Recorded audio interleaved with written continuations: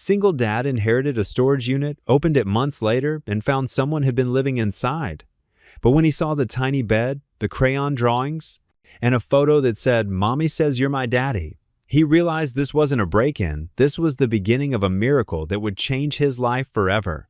Before we get into the story, comment below where in the world you are watching from today. Jack Harmon shifted uncomfortably in the hard wooden chair of the law office. The air conditioning hummed too loudly, and the leather briefcase of the attorney, Mr. Peterson, creaked as he pulled out various documents. The small office smelled of old coffee and dusty law books that lined the walls. "Now then, Mr. Harmon." "Mr.?" Peterson adjusted his wire-rimmed glasses. "As the sole remaining next of kin to Roy Harmon, there are some matters we need to discuss." He shuffled through the papers with practiced efficiency. Jack ran a calloused hand through his graying hair. He hadn't seen Uncle Roy in, 15 years? The last time was at Jack's wedding to Sarah, before everything fell apart. Uncle Roy had been a quiet presence at the reception, nursing a single glass of champagne in the corner. "I wasn't even aware he'd passed," Jack said softly, guilt creeping into his voice. The morning call from the lawyer's office had been unexpected, pulling him away from a bathroom remodel job he desperately needed to finish. Mr. Peterson nodded sympathetically. "Yes, well, your uncle was a rather private person in his later years." He pulled out a single sheet of paper. "The will is quite straightforward, Mr. Harmon. Your uncle left you the contents of a storage unit at the Safe and Sound storage facility on Morton Street." Jack blinked. "A storage unit? That's it?" "I'm afraid so, though I should mention, Mr." Peterson's expression grew slightly concerned. "The unit hasn't been paid for in 3 months. If you want to claim the contents, you'll need to settle the outstanding balance of $285. Jack's stomach tightened. That amount would put a serious dent in this month's grocery budget. He was already stretching every dollar, trying to keep up with Ellie's growing needs and the endless stream of house repairs. "And if I don't claim it, the contents will be auctioned off to cover the debt, as per the facility's policy." Jack rubbed his temples, feeling a headache coming on. The last thing he needed was another financial burden, but something about abandoning Uncle Roy's belongings didn't sit right with him. The man had been his father's only brother, and despite the distance between them in recent years, Jack remembered the quiet summers spent at Roy's farm when he was a boy. "I'll take care of it," Jack said finally, his voice heavy with resignation. The drive to the storage facility took him through a part of town he rarely visited anymore. The streets were lined with discount furniture stores and pawn shops, their windows plastered with faded sale signs. Safe and Sound Storage was a sprawling complex of orange metal buildings, their paint peeling under the afternoon sun. The office was barely bigger than a closet, with a desk fan fighting a losing battle against the heat. A middle-aged woman with frizzy red hair looked up from her magazine as Jack entered. "Can I help you?" Jack explained his situation, handed over his credit card for the past due amount, and tried not to wince as she swiped it through the machine. She gave him a key attached to a plastic tag marked Unit 247 and pointed him in the right direction. Unit 247 was at the far end of the complex. Jack's work boots kicked up dust as he walked down the narrow alley between storage units. The sound of traffic from the nearby highway created a constant background hum. The padlock was rusted, and it took several attempts before the key turned. The metal door protested as Jack pulled it upward, and a musty smell wafted out. He stepped back, letting his eyes adjust to the dimness inside. The unit was packed with furniture draped in old sheets, boxes stacked to the ceiling, and what looked like farming equipment pushed against the back wall. Jack's heart sank. This would take days to sort through, time he couldn't afford to spare. He spent an hour there, moving boxes around, trying to get a sense of what he'd inherited. Most of the boxes were labeled in Uncle Roy's neat handwriting. Kitchen, books, photos, nothing looked particularly valuable, just the accumulated possessions of a long life.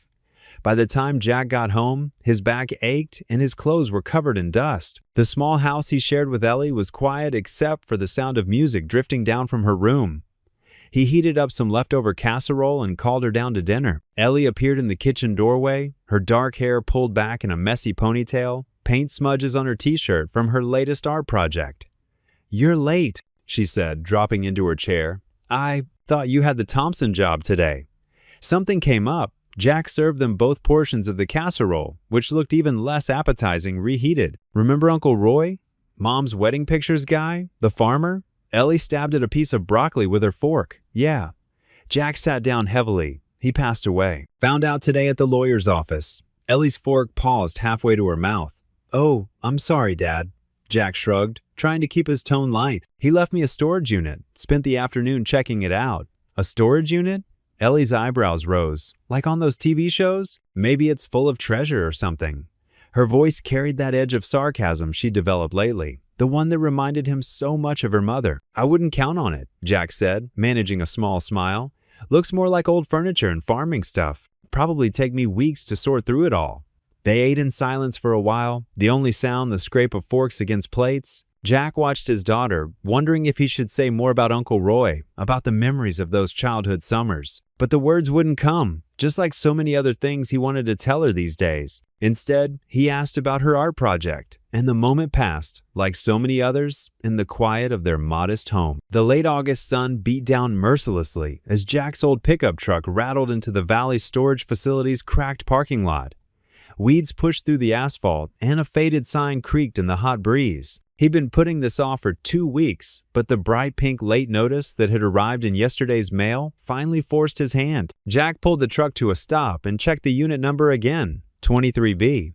His uncle's handwriting on the original paperwork had been so messy, he'd had to double-check it 3 times. The whole place looked deserted, except for a rusty station wagon parked near the office. Inside the small office, a desk fan pushed around the warm air.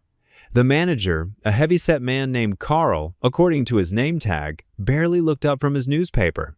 Unit 23B, Jack said, placing the late notice on the counter.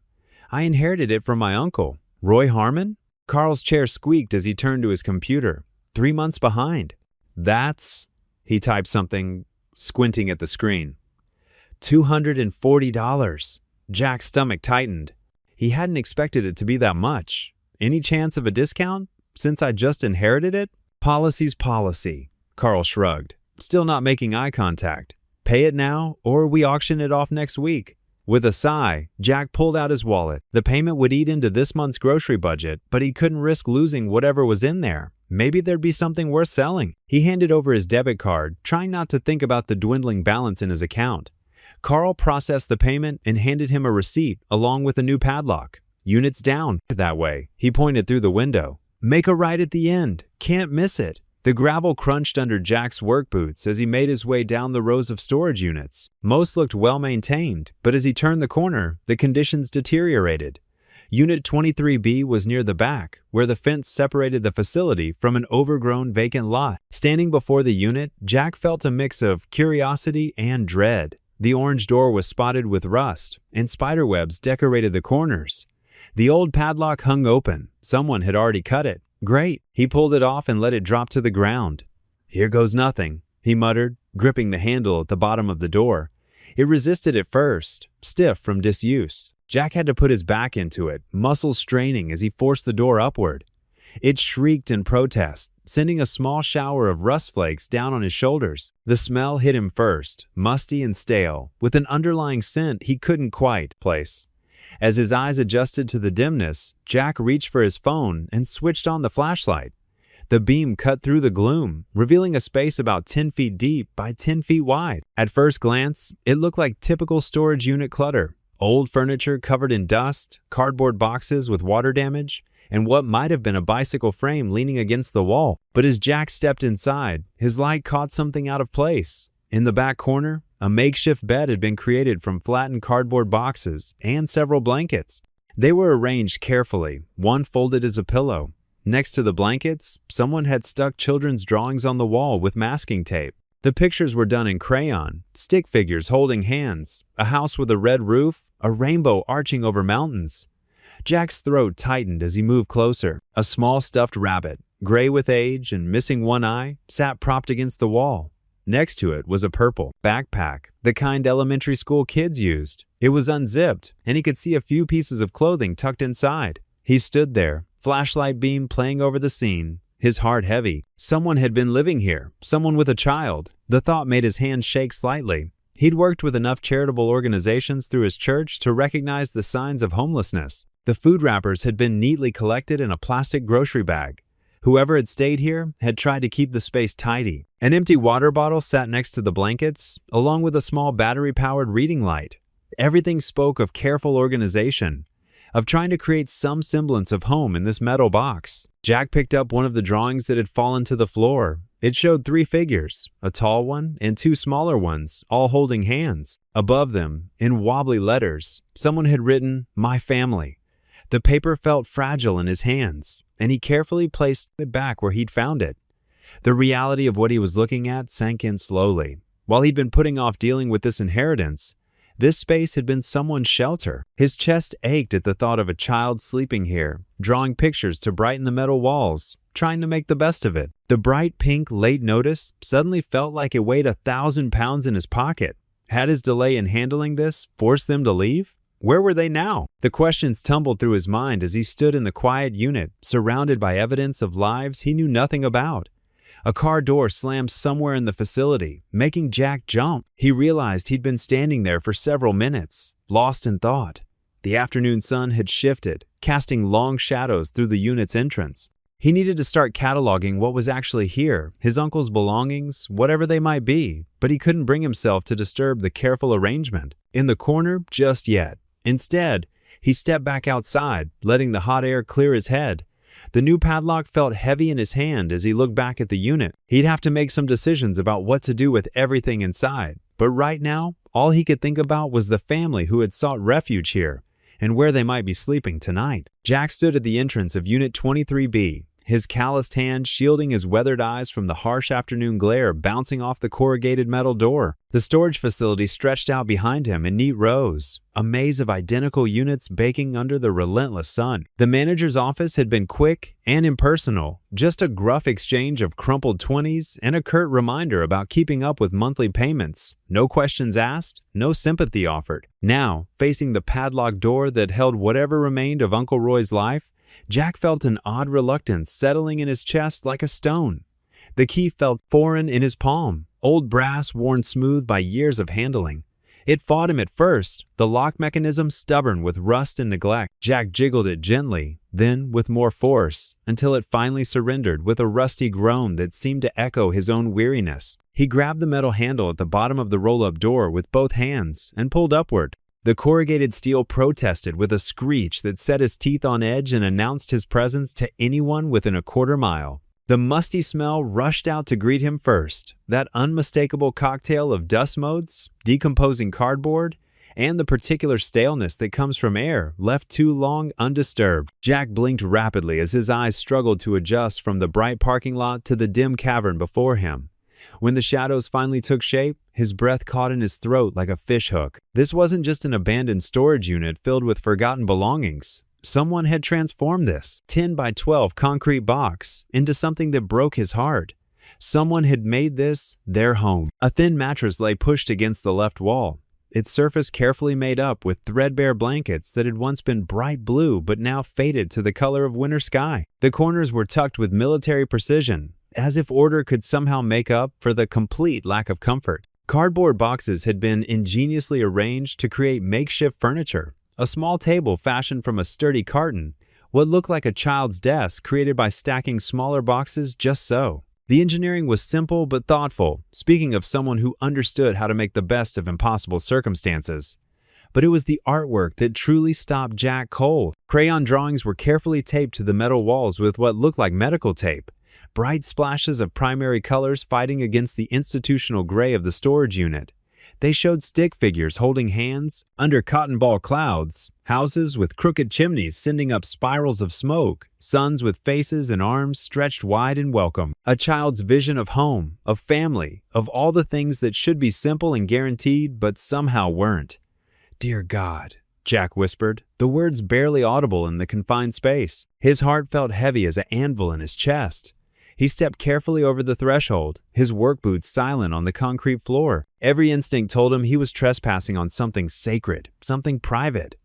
This wasn't just storage. This was someone's entire world. A small backpack sat next to the mattress like a faithful guardian, its fabric faded from what had once been bright red to a dusty rust color. Superhero patches decorated its surface. Batman, Superman, Spider-Man, their bold colors now muted with age and wear. A stuffed elephant, gray with accumulated love and missing one button eye, kept watch from atop a stack of boxes.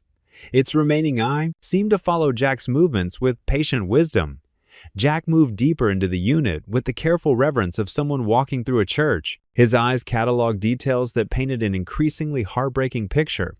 Empty juice boxes stacked in a neat pile near what served as a kitchen area. A child's jacket hung on a bent nail driven into the wall, its sleeve suggesting someone no bigger than a first grader. Well-worn sneakers, maybe size 6 or 7, were tucked precisely under the edge of the mattress, ready to be stepped into at a moment's notice. Everything was tidy, organized with the kind of careful precision that spoke of trying to create order in the midst of complete chaos. Someone had worked hard to make this concrete box feel like home, to give a child some sense of stability in a world that had clearly failed them both. Near the back wall, metal shelving units held what must have been Uncle Roy's actual belongings, old mechanic's tools still bearing traces of motor oil, fishing gear that smelled faintly of lake water and better times, cardboard boxes labeled in Roy's familiar messy scrawl, army stuff, photos, keep forever. Jack was about to turn away, overwhelmed by the weight of discovery, when something caught his peripheral vision. UMA, a manila envelope wedged between two boxes like it was hiding. He approached the shelving unit and carefully extracted the envelope, noting how the paper had yellowed around the edges like autumn leaves. His hands, steady enough to thread a bolt in poor light, trembled slightly as he worked the clasp open. Inside was a single photograph, its corners worn soft from what must have been countless moments of handling. Jack lifted it toward the rectangle of light streaming in from the open door. A little boy smiled back at him from the glossy surface, maybe 4 or 5 years old, with unruly dark hair that stuck up in cowlicks no amount of water could tame. The child sat on a park swing, captured mid-laugh, his small hands gripping the chains like he was flying toward pure joy. But it was the eyes that made Jack's chest tighten until he could barely breathe. Dark eyes that crinkled at the corners exactly the way his own did when he smiled, which admittedly hadn't been often in recent years. Something about that smile, those familiar eyes, that stubborn hair pattern made the world feel like it was tilting sideways. With mounting dread, Jack flipped the photograph over with hands that had started to shake in earnest. There, in neat feminine handwriting that he recognized like a punch to the gut, were words that made his knees go weak. "Mommy says you're my daddy. I hope I get to meet you someday. Love, Tommy." Jack staggered backward, his shoulder blades hitting the metal shelving with a clang that echoed through the unit like a bell. His mind raced through calculations, memories, possibilities. A child? How could there be a child? He'd never. But even as his thoughts tumbled over each other in desperate denial, old memories surfaced like bodies rising from a lake. Rachel Morrison, that intense summer romance before his marriage to Sarah, her tear-stained face in his truck that last day as she told him to never contact her again, that she was moving away and wanted a clean break. That had been 6 years ago. 6 years. And if this boy was 5 now. A soft scuffling sound broke through his spiral of panicked thoughts like a branch snapping. Jack froze, every nerve suddenly electric with alertness. There it was again, the whisper of movement, deliberate and careful, coming from behind a tall stack of boxes in the unit's far corner. "Hello?" Jack called softly, fighting to keep his voice gentle despite the way his heart was hammering against his ribs. "Is someone there?" "It's okay, I'm not here to hurt anyone." Silence stretched between them, thick and heavy as summer air before a storm. Jack could hear his own breathing, could almost sense the presence of another person weighing their options in the shadows. Then, slowly, like a wild animal emerging from cover, a small figure stepped out from behind the makeshift wall of boxes. A little boy, probably around 5 years old, stood watching Jack with eyes that were impossibly familiar. Dark, serious, and filled with a gravity no child should have to carry. His hair was exactly like the boy's in the photograph, though his clothes were different now. A faded t-shirt and jeans that had been carefully mended at the knees. Clean, but obviously well worn. The boy's small fingers worried the hem of his shirt as he studied Jack's face with the intensity of someone much older. When he finally spoke, his voice was barely above a whisper, but it carried clearly in the confined space. Each word was carefully chosen, filled with equal parts desperate hope and bone-deep fear. "Are you my daddy?" The question hung in the air between them like a bridge. Neither of them knew how to cross. While outside the storage unit, the world continued spinning as if everything hadn't just changed forever. Jack's fingers trembled as they held the photograph. A soft scuffing sound made him freeze. There, in the shadows behind a tower of boxes, stood a small figure. The boy emerged slowly, tentatively, into the light streaming through the storage unit's entrance. He was thin, wearing clean but well-worn clothes, jeans a size too big held up by a belt, and a red t-shirt that had faded to pink. His sneakers were scuffed but carefully tied. Dark curls framed a face that made Jack's heart skip. The same face from the photograph, the same eyes that seemed to hold both wisdom and innocence. "Are you my daddy?" The boy's voice was barely above a whisper, hopeful yet cautious. Jack carefully lowered himself to one knee, trying to appear less intimidating. His throat felt tight. What's your name, buddy?" "Noah." The boy took a small step forward. "Noah Reynolds. Mommy said you'd find me someday." His hands fidgeted with the hem of his shirt. "She showed me your picture lots of times." Jack's mind raced. Reynolds? He didn't know anyone by that name. He'd never seen this child before today, yet something about those eyes, that particular curve of his smile. "Where is your mommy now, Noah?" Noah's lower lip trembled slightly. "She had to go away. She said to wait here, that you'd come." He pointed to the mattress in the corner. "I've been real careful, sir. I keep everything neat, like Mommy taught me." Jack noticed now how methodically the small space was organized, clothes folded in a milk crate, books stacked by size, even the crayon drawings arranged in neat rows on the wall. His heart ached. "How long have you been here by yourself?" Noah's forehead wrinkled in concentration. "Since the leaves started falling." He brightened slightly. "But Mr. Roy checked on me lots before he got sick. He brought me sandwiches and juice boxes." Uncle Roy? Of course, he must have known about Noah, must have been helping him. But now Roy was gone, and this child had been here alone for— Jack's stomach clenched. Months, through the whole fall and into winter. "Are you hungry, Noah?" Jack asked gently. Noah nodded, then quickly added, "But I still have some crackers left. I'm being careful with them, like Mommy said." Jack glanced at his watch. The sun was already starting to set, casting long shadows across the concrete floor. He couldn't leave this child here another night, regardless of who he was or wasn't. But what was he supposed to do? "How would you like to come home with me tonight, Noah? We can get some dinner and figure things out in the morning." The words came out before Jack could second-guess them. Noah's eyes widened. "Really? To your house?" He took another step forward, then hesitated. "Can I bring Trumpet?" "Trumpet?" Noah darted to the mattress and returned with the one-eyed elephant. "He helps me be brave." Jack felt something crack inside his chest. "Of course, Trumpet can come." He stood slowly. "Do you have a coat? It's getting cold out."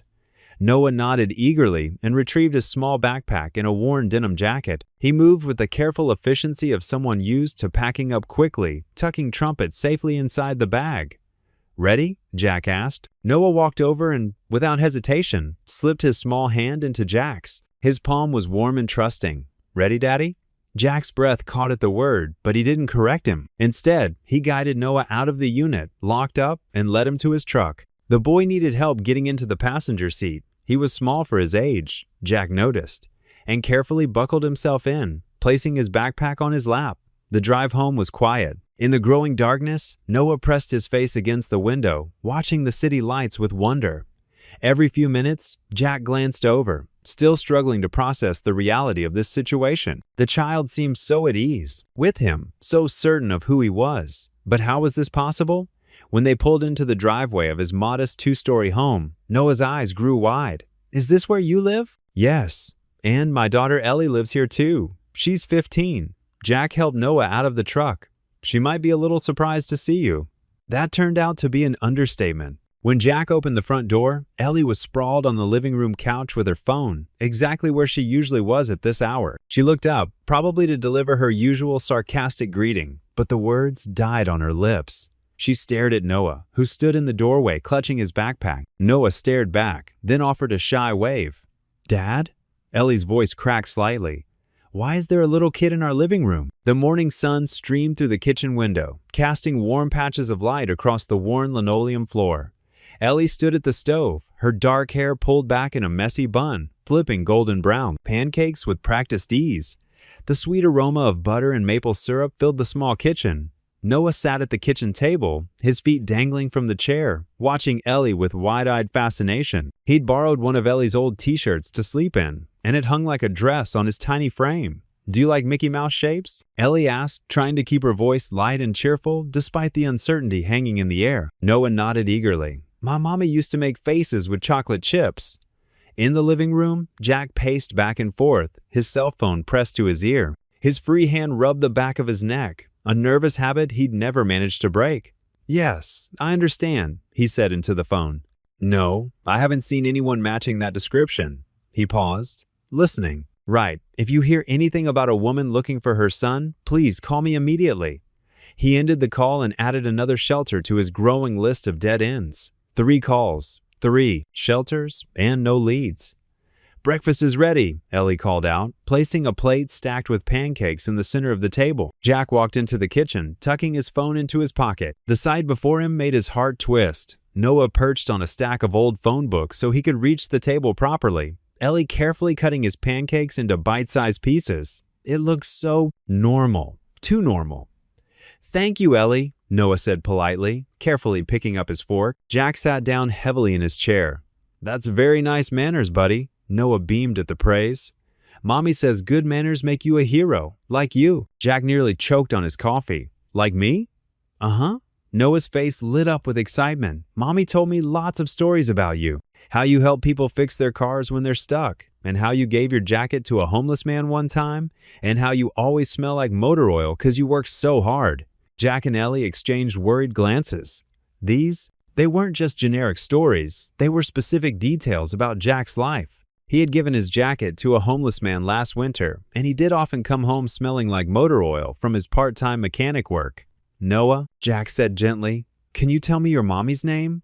The little boy's face scrunched up in concentration as he chewed his pancake. "Mommy is just Mommy, but sometimes her friends call her Tash." Ellie leaned forward, her breakfast forgotten. "What does your mommy look like?" "She's pretty," Noah said simply, "and her hair is in lots of tiny braids. She smells like flowers because she works at the perfume store."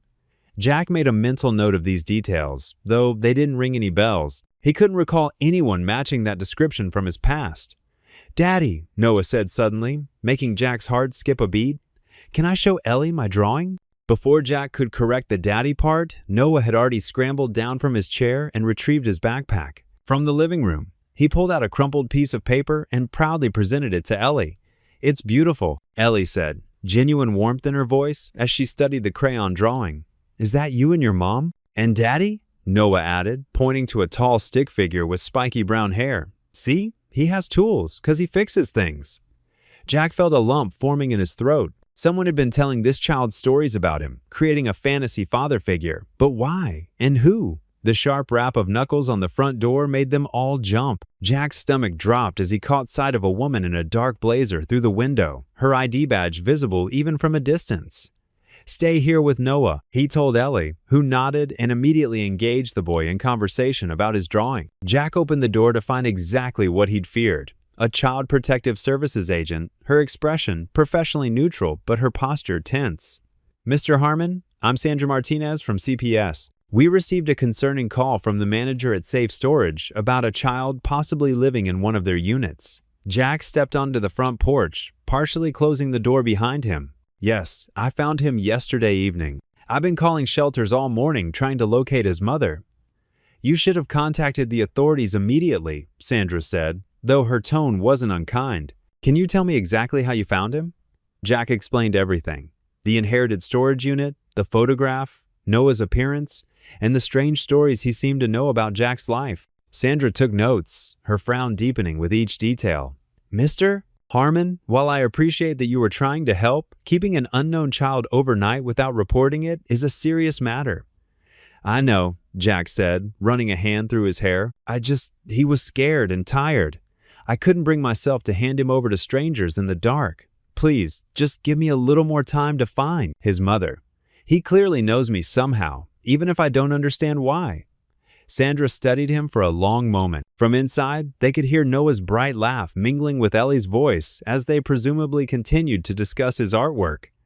"The boy seems comfortable here?" she asked. "Very. He's bonded with my daughter already. Listen, I know this is irregular, but something tells me his mother left him there knowing I'd find him. If you could just give me a few days to track her down." Sandra sighed, glancing at her watch.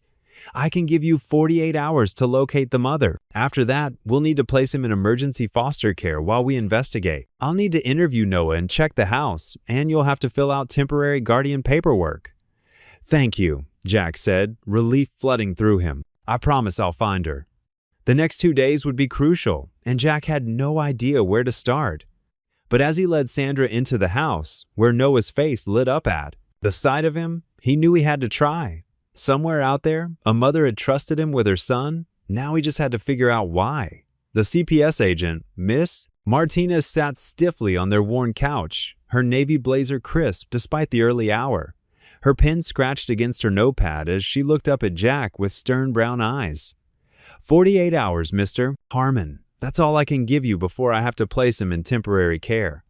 She glanced at Noah, who was still happily munching on pancakes at the kitchen table. "And I'm being generous here." Jack ran a hand through his graying hair. "I understand. Thank you." After the agent left, Ellie paced the living room. "Dad, we need a plan. Like, now." "I know, sweetheart."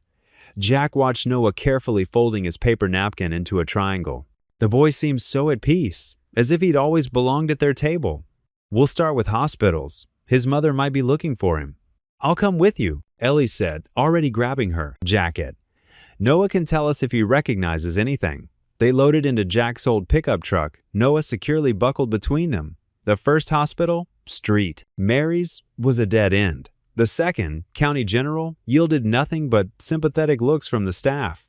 By late afternoon, they pulled into Memorial Hospital's parking lot. Noah had dozed off, his head resting against Ellie's arm. The fluorescent lights in the emergency room waiting area made everyone look sickly. "Third time's the charm?" Ellie whispered, careful not to wake Noah. Jack approached the front desk, where a nurse with kind eyes and silver-streaked hair looked up from her computer. Her name tag read, Jeanette Alvarez. "My name's Jack Harmon," he began, his voice tired. "I'm looking for information about a woman who might be here, her son." He gestured to Noah, still sleeping in Ellie's arms. Nurse Alvarez's eyes widened with recognition. The little boy with the Superman backpack, always drawing pictures? Jack's heart jumped. "Yes, you know him?" "Of course I do. He and his mother were here almost every day for the past few months. She worked at the coffee cart in the lobby until—" The nurse's expression darkened. "Are you family?" "It's complicated," Jack admitted. "Noah showed up in my storage unit yesterday. He thinks I'm his father, but I've never met his mother." Ellie stepped forward, adjusting Noah's weight in her arms. "Please, we just want to make sure his mom's okay. He needs her." Nurse Alvarez studied them for a long moment, then nodded. "Follow me." They walked through maze-like corridors, their footsteps echoing against the sterile walls. Noah stirred but didn't wake, his small hand clutching Ellie's shirt. "Latasha, that's his mother's name. She would sit in the chapel during her breaks." Nurse Alvarez explained as they walked. "She'd write letters. To you, I think." She looked at Jack. She'd talk about Noah's father, how he'd find them someday. "I thought she was just." The nurse trailed off diplomatically. Jack felt a familiar ache in his chest. Where is she now? They turned down another hallway, this one quieter than the others. Nurse Alvarez stopped in front of room 412. She should be. The nurse pushed open the door, revealing an empty bed, sheets pulled tight and pristine. "I don't understand," Nurse Alvarez muttered, checking her tablet. Her face fell as she read something on the screen. "Oh no. What happened?" Jack asked, his voice barely above a whisper. "There was an accident last night, a hit and run near the hospital." The nurse's voice was gentle but professional. "Latasha was crossing the street after her shift. She's in intensive care now. They took her into emergency surgery this morning." Ellie gasped softly, hugging Noah closer. The little boy slept on, unaware that his whole world hung in the balance. The nurse touched Jack's arm. "Mr. Harmon, that little boy has been through so much. His mother, she's fighting hard. But," she squared her shoulders, "the ICU is on the 6th floor. I can't take you up there, but I can make sure the staff knows you're Noah's emergency contact, at least until we sort this out." Jack nodded, unable to speak past the lump in his throat. He looked at his daughter holding Noah, at the empty hospital room, at the nurse's compassionate face. Somewhere in this building, a young mother was fighting for her life, and her son, this bright, trusting little boy, had found his way to Jack's doorstep, believing he was his father. "Thank you," he managed finally. "Please, let us know if there's any change." Nurse Alvarez's eyes softened. "Of course. And Mr. Harmon? Those letters she wrote? They're in her personal effects. Maybe they'll help explain things. They stood there in the doorway of the empty room, the hospital's distant sounds washing over them like waves. Noah sighed in his sleep, and Jack felt the weight of responsibility settle more firmly on his shoulders. Whatever came next, this little boy needed them, and somewhere 6 floors above, his mother needed them too. The intensive care unit hummed with the quiet beeping of machines and hushed voices of nurses. Jack stood at the window of room 412, his heart heavy as he looked at the woman lying motionless in the hospital bed. Latasha Reynolds was smaller than he'd imagined, her delicate frame seeming even more fragile against the stark white sheets. Tubes and wires connected her to various monitors, and bandages wrapped around her head. She's been unconscious since the surgery, the nurse explained softly. Her name tag read Helen. The impact from the hit and run caused severe trauma. We're monitoring her closely.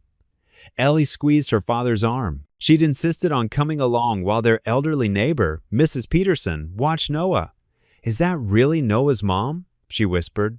Jack nodded, unable to find words. Through the window, he could see the gentle rise and fall of Latasha's chest, the only sign of life in her still form. Her dark skin looked ashen under the harsh hospital lights, and her long braids were carefully arranged on the pillow by some caring nurse. "Her personal belongings are in the closet," Helen said, gesturing to a small storage area in the corner of the room. "You might find something helpful there. Contact information for family members, perhaps?"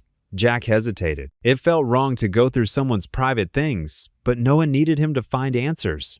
With a deep breath, he entered the room. The steady beeping of the heart monitor filled the silence as he carefully opened the closet door. A worn backpack sat on the bottom shelf. Jack recognized it from the storage unit. His hands trembled slightly as he unzipped it, feeling like an intruder in someone's private world. Inside, he found a small photo album, some clothes folded with careful precision, and a bundle of envelopes tied together with a faded ribbon. His breath caught as he saw his own name written in neat handwriting on the top envelope. "Dad," Ellie whispered from the doorway. "Look at this." She held up a small notebook she'd found in a side pocket. "It's like a diary or something." Jack gently took the bundle of letters and the notebook, his throat tight. He glanced at Latasha's still form, silently apologizing for the invasion of privacy. But Noah needed answers, and time was running out. "We should head home," he said quietly. "Noah will be wondering where we are." The drive home was silent, the bundle of letters sitting heavily in Jack's jacket pocket. The setting sun painted the sky in shades of orange and pink, but Jack barely noticed, his mind racing with questions. They found Noah curled up on their couch, clutching the stuffed elephant he'd brought from the storage unit. Mrs. Peterson had already left, leaving a note about how sweet and well-behaved the boy had been. Ellie sat beside him, and Noah instinctively snuggled closer to her in his sleep.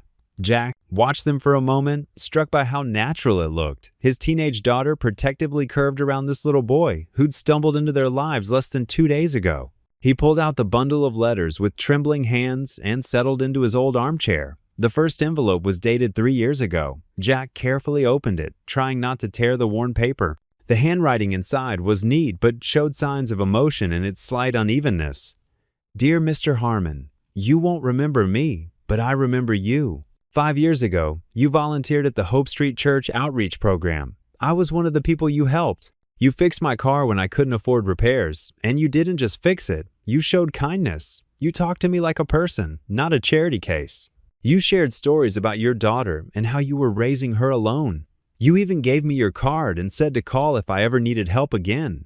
I lost that card, but I never forgot your kindness. I never forgot how you told me about your faith in God and how He brings light even in the darkest times. I'm writing this letter, though I'll probably never send it, because I want you to know that your kindness mattered. It gave me hope when I had none. I have a son now. His name is Noah. He's not your son. I know you might worry about that. But sometimes, when things get really hard, I tell him stories about you, about the kind man who helped his mommy once and showed her that good people still exist. In Noah's mind, you've become something of a hero, a father figure he's never had. I know it's not fair to put that on you, which is why I've never sent these letters. But I keep writing them because somehow it helps to imagine there's still someone out there who would care." The letter continued, but Jack's vision blurred with tears. He looked up at Noah, peaceful in sleep, and remembered that day at Hope Street Church. He'd volunteered there for years before his wife left. Before, he'd withdrawn from everything and everyone. He stood quietly and moved closer to the couch. Kneeling beside Noah, he gently brushed a curl from the boy's forehead. "I don't know if I'm your daddy," he whispered, his voice rough with emotion, "but I promise I won't leave you."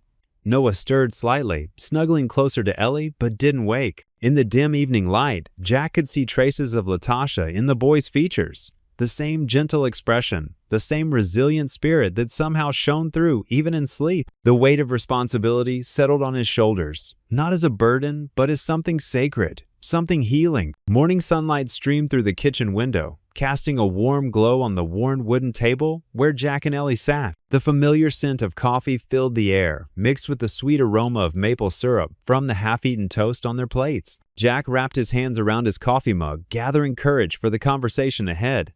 "I've made a decision," he said, his voice quiet but firm. "I'm going to apply for temporary guardianship of Noah." Ellie looked up from her phone, her eyes widening. For a moment, she said nothing, and Jack's stomach tightened with uncertainty. Then, a slow smile spread across her face. "Really?" she asked, sitting up straighter. "You mean it?" Jack nodded, taking a sip of his coffee.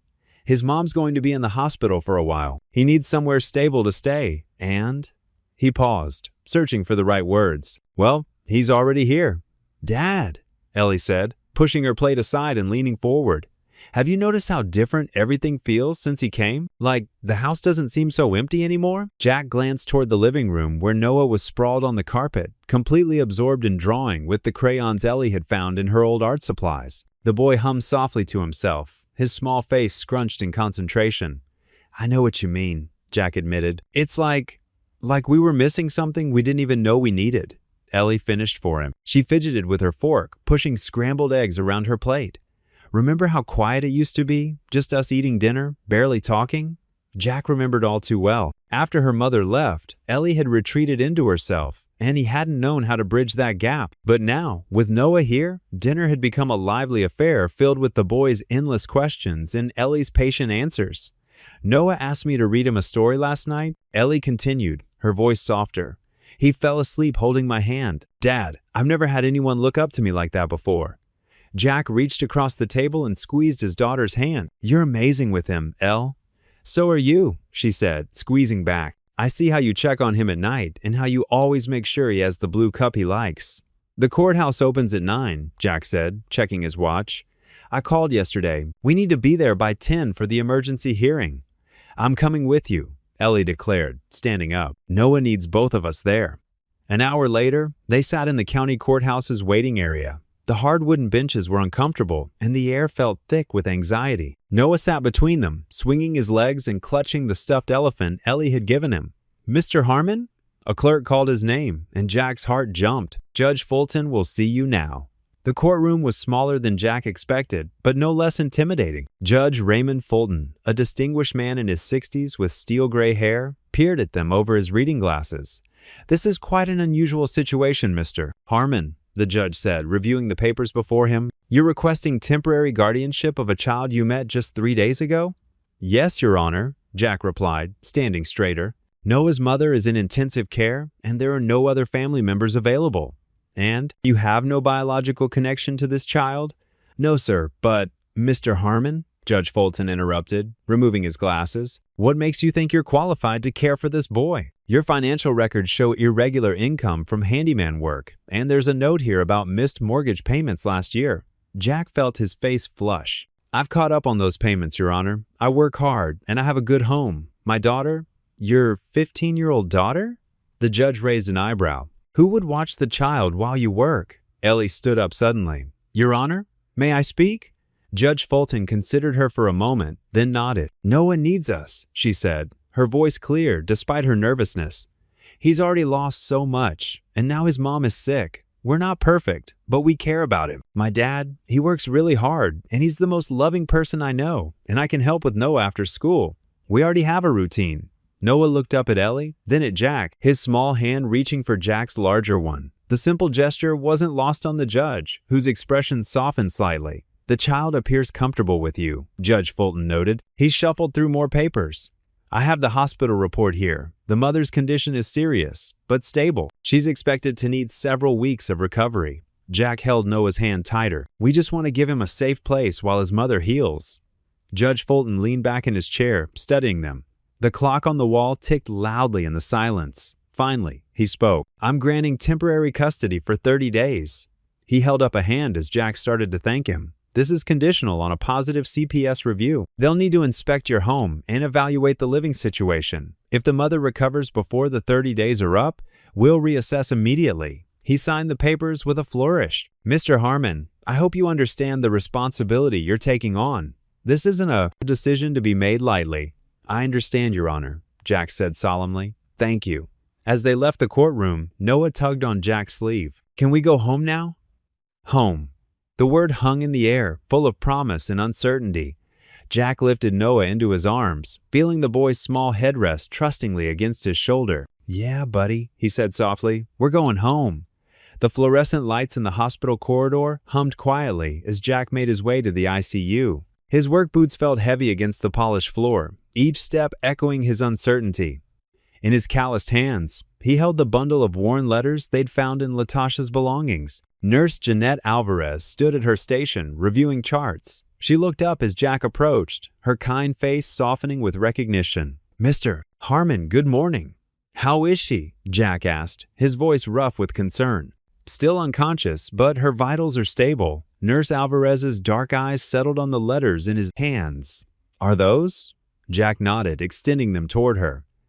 I was hoping. Could you read these to her when she wakes up? They're letters she wrote but never sent. To me. His voice cracked slightly on the last words. The nurse took the letters carefully, as if handling precious artifacts. Of course.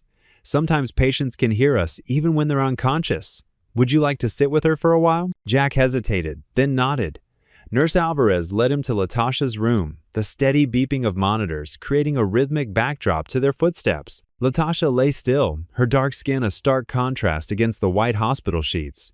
Various tubes and wires connected her to machines that tracked her life signs. She looked younger in sleep, vulnerable in a way that made Jack's chest ache. I'll give you some privacy, Nurse Alvarez said softly, stepping out and pulling the privacy curtain. Jack stood awkwardly for a moment before settling into the chair beside the bed. The plastic creaked under his weight. He stared at his rough hands, searching for words. I'm sorry, he finally said, his voice barely above a whisper. I'm sorry, I didn't know you needed help, that you were living in that storage unit with your boy. He swallowed hard. Noah's safe. He's with me and my daughter Ellie. She's good with him, better than I am, really. The monitors beeped steadily. Outside, a cart wheeled past and voices drifted through the door. I don't know why you chose me, Jack continued. Those letters, you wrote about seeing me at that church outreach program years ago. Said I helped fix your car one time, wouldn't take payment when you couldn't afford it. He rubbed his face. I don't even remember, but you trusted me enough to tell Noah I was his daddy. Tears pricked at his eyes. I'm not the hero you made me out to be in those stories. I'm just trying to get by. Failed at my marriage, barely keeping it together with Ellie. His voice grew, thick. But I promise you, I'll keep Noah safe until you're better. And after, too, if you'll let me help. A nurse passed by, checking vitals on her tablet. Jack fell silent until she left. Your boy, he's something special. Got this way of looking right into your soul, you know? And his laugh, it fills up all the empty spaces in a room. Jack smiled slightly. You did good with him, real good. He's polite and kind and brave. Must get that from you. The afternoon sun slanted through the window, creating patterns on the floor. Jack stood, his joints protesting the long sit in the uncomfortable chair. I should get back to them, but I'll bring Noah to visit when you're stronger. Nurse Alvarez has my number if anything changes. He hesitated, then gently patted Latasha's hand. Get better. Your boy needs you. And maybe we all need each other a little bit. Back at the nurse's station, Jack handed Nurse Alvarez a piece of paper with his contact information. Her warm smile reassured him somehow. I'll call if there's any change, she promised, and I'll read these to her. Sometimes the voices of loved ones help guide patients back. I'm not. Jack started to protest that he wasn't a loved one, but stopped. What were they to each other? Strangers connected by a child's trust and a mother's desperate hope. The drive home took longer than usual, rush hour traffic clogging the streets. Jack's mind wandered to the bills piling up at home, the extra mouth to feed, the uncertainty of it all. But when he pulled into his driveway, the worry lifted slightly at the sight of light spilling from his living room windows. Inside, he found Ellie and Noah sprawled on the floor, surrounded by art supplies. They'd spread newspaper across the carpet, and both wore old t-shirts splattered with paint. Noah's tongue stuck out in concentration as he worked on his masterpiece. "Daddy Jack!" Noah called out, jumping up to show him a painting. "Look, I made our family." Jack's breath caught as he studied the childish artwork. 3 figures stood holding hands, a tall one with brown hair, a medium one with yellow hair, and a small one with curly black hair. Above them, a yellow sun smiled down on what looked like their house. "That's you," Noah pointed to the tall figure. "And that's Ellie. And that's me." His small finger jabbed at each figure in turn. "And I made one for Mommy too, so she can see us when she wakes up." Ellie looked up from her own painting, her face softening at Jack's expression. Paint streaked her cheek, and her usual teenage cynicism had melted away, replaced by something gentler.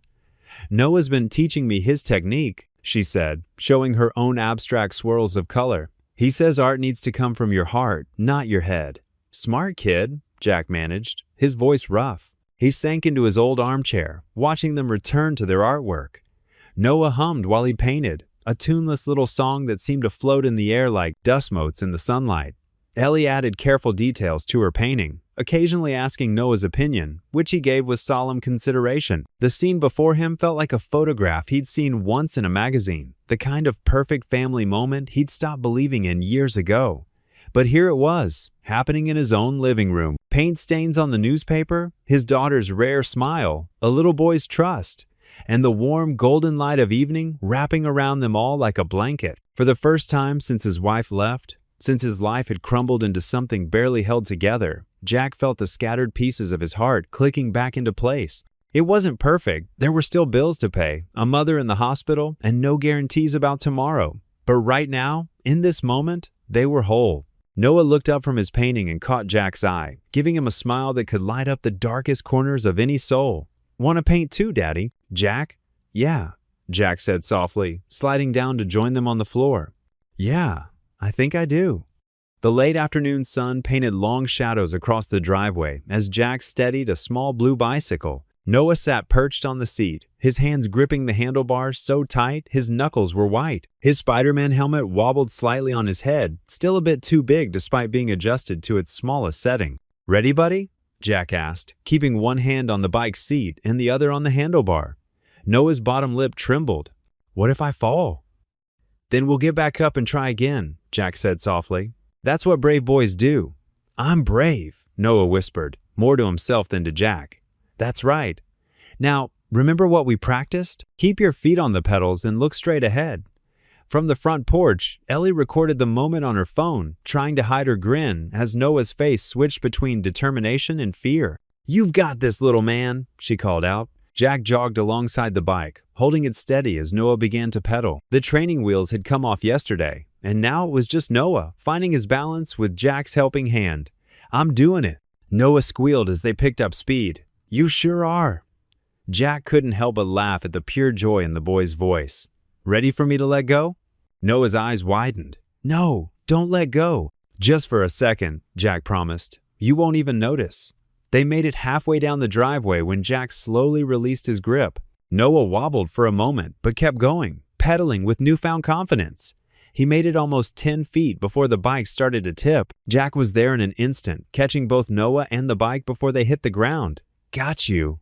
Noah's heart was racing, but he was beaming. "Can we do it again?" They spent the next hour practicing, each attempt lasting a little longer than the last. By the time the streetlights came on, Noah could make it to the end of the driveway on his own. Later that evening, Ellie sat cross-legged on the living room floor with Noah, surrounded by colored pencils and paper. She drew careful lines on her sketch pad while Noah watched, fascinated. "See how I make the elephant's trunk curve?" she demonstrated. "It's like drawing the letter SIZ, but bigger and wider." Noah's tongue stuck out slightly as he concentrated on copying her movement. His elephant looked more like a lumpy dog with a garden hose for a nose, but Ellie praised it like it belonged in a museum. "That's amazing, Noah. Look at how you got the ears just right." She pointed to the flappy circles he'd drawn. "Want to learn how to draw a giraffe next?" Noah nodded eagerly, already reaching for a fresh sheet of paper. Jack watched them from the kitchen as he prepared dinner, amazed at how naturally Ellie had taken to being a big sister. The walls of their refrigerator were already covered with Noah's artwork, each piece signed with a wobbly Noah in different colored crayons. The neck goes up, up, up, Ellie explained, making exaggerated stretching motions with her hands, like it's trying to reach the clouds. Noah giggled. Do giraffes eat clouds? No, silly. They eat leaves from the tallest trees. Oh, Noah considered this. Can we get a giraffe? I don't think it would fit in our backyard, Ellie laughed. But maybe we can go see some at the zoo sometime? Noah's eyes lit up. He turned to Jack. Can we, please? Jack smiled, stirring the pot of mac and cheese. We'll see, buddy. Maybe this weekend if the weather's nice. After dinner, they piled onto Noah's bed for story time. It had become their nightly ritual, each person taking turns adding to a made-up story. Tonight's tale involved a purple penguin who wanted to become a race car driver. And then, Noah said, bouncing slightly, the penguin found magic roller skates. The roller skates were covered in glitter, Ellie added, and they made whoever wore them go super fast. Jack stroked his chin thoughtfully. So the penguin put on the magical roller skates and zoomed around the racetrack so fast that his feathers turned rainbow-colored. Noah clapped his hands in delight, and he won the race. He sure did, Jack agreed, pulling the covers up to Noah's chin. And now it's time for this little race car driver to get some sleep. One more story? Noah pleaded, giving them his best puppy dog eyes. Not tonight, champ. Jack smoothed down Noah's curls. You've had a big day with all that bike riding. Ellie leaned down to kiss Noah's forehead. Sweet dreams, little brother. She caught herself after she said it, shooting a quick glance at Jack, but he just smiled softly. As Ellie left the room, Noah reached out and caught Jack's hand. His small fingers wrapped around Jack's thumb, just like he did every night before bed. It was their special moment, a quiet connection that made Jack's heart ache with a mixture of joy and uncertainty. Like it here, Noah said quietly, his eyes already heavy with sleep. Can we stay forever? Jack's throat tightened. He looked at this small boy who had somehow worked his way so completely into their hearts in such a short time. The question hung in the air between them, heavy with hope and possibilities that Jack wasn't sure he could promise. He managed a smile, but there was sadness in it as he searched for the right words to answer Noah's innocent question. Jack stood at his kitchen counter, staring at the half-empty coffee pot while Ellie and Noah giggled over breakfast. The morning sun streamed through the window, catching the dust motes dancing in the air. Noah had managed to get more syrup on his chin than in his mouth, but his joy was infectious. The phone rang, cutting through their peaceful morning routine. Jack reached for it, his hand hesitating for just a moment before answering. Mr. Harmon? A professional voice came through the line. This is Nurse Martinez from County General. I'm calling about Latasha Reynolds. Jack's heart skipped a beat. He turned away from the table, lowering his voice. Yes? Is everything okay? She's awake, Mr. Harmon. She's been asking about her son. The words hit him like a physical force. He gripped the counter to steady himself. How? How is she? Stable, but weak. She's requesting to see Noah, but we think it would be best if you came first. She remembers you from before. Jack glanced back at the breakfast table. Noah was showing Ellie how to make a smiley face with syrup on his pancakes. I'll be there as soon as I can.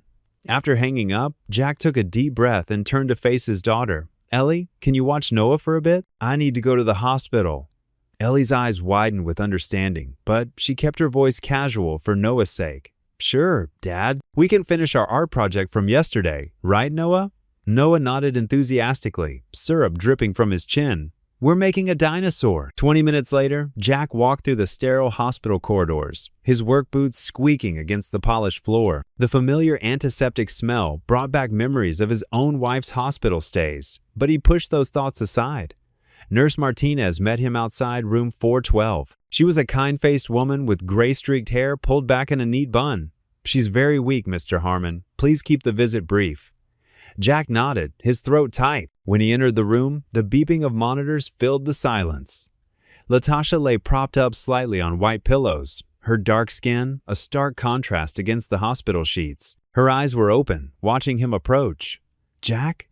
Her voice was barely above a whisper. It really is you. He moved closer, settling into the chair beside her bed. Hey, Latasha, it's been a long time. She managed a weak smile. The church food bank.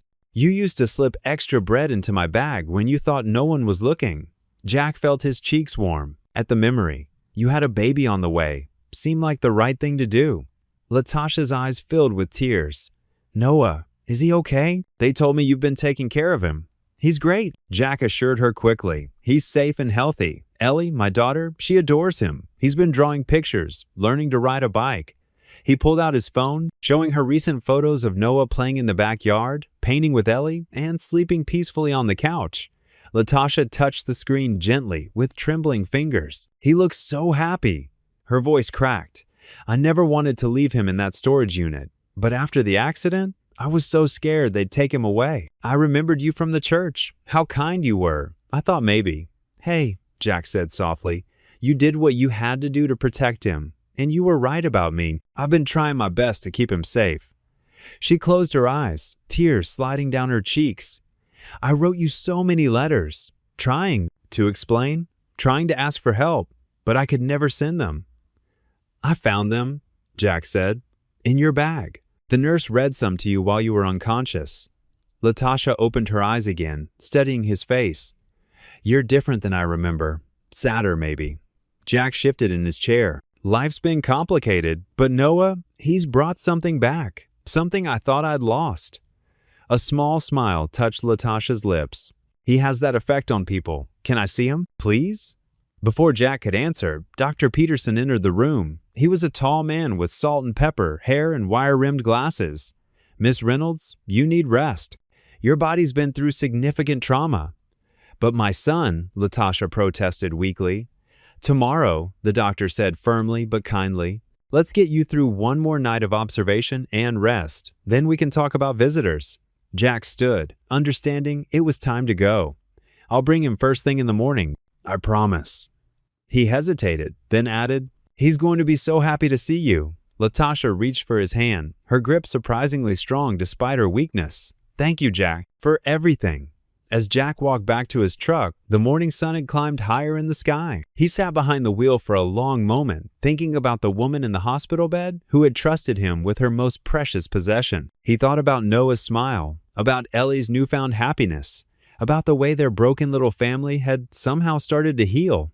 The drive home felt different somehow, like the world had shifted slightly on its axis, reminding him that sometimes the most unexpected turns in life could lead to the most beautiful destinations. When he walked through his front door, he found Noah and Ellie sprawled on the living room floor, surrounded by paint and paper. A half-finished dinosaur with wobbly legs and a surprisingly detailed face looked up from their artwork. "Daddy," Noah called out, his face lighting up. "Look what we made." Jack's heart squeezed at the word daddy, knowing tomorrow would bring changes none of them were quite ready for. But for now, he just smiled and knelt down beside them. "It's amazing, buddy. The best dinosaur I've ever seen." The hospital corridor seemed longer than usual as Jack held Noah's small hand. The boy clutched a colorful drawing in his other hand, the paper slightly crumpled from his tight grip. Ellie walked beside them, her presence steady and reassuring. "Remember what we talked about, buddy?" Jack asked softly, stopping near Latasha's room. "Your mommy's still getting better, so she might look a little tired." Noah nodded, his dark curls bouncing. "I made her a special picture to help her feel better." He held up the drawing of what appeared to be 3 stick figures standing in front of a house, the sun beaming down on them with a huge smile. A nurse appeared at the doorway, her face kind. "She's ready for visitors." She bent down to Noah's level. "Your mama's been asking for you, sweetheart." Jack gently guided Noah into the room. The morning light filtered through thin curtains, casting a soft glow on Latasha's face. Despite the bandages and tubes, her eyes lit up the moment she saw her son. "My baby," she whispered, her voice cracking with emotion. Tears immediately began rolling down her cheeks. Noah hesitated for just a moment, then ran to her bedside. "Mommy!" His small hands reached for her, careful of the tubes, just as Jack had warned him. Latasha wrapped her arms around Noah, pulling him close despite her obvious pain. She buried her face in his curls, her shoulders shaking with quiet sobs.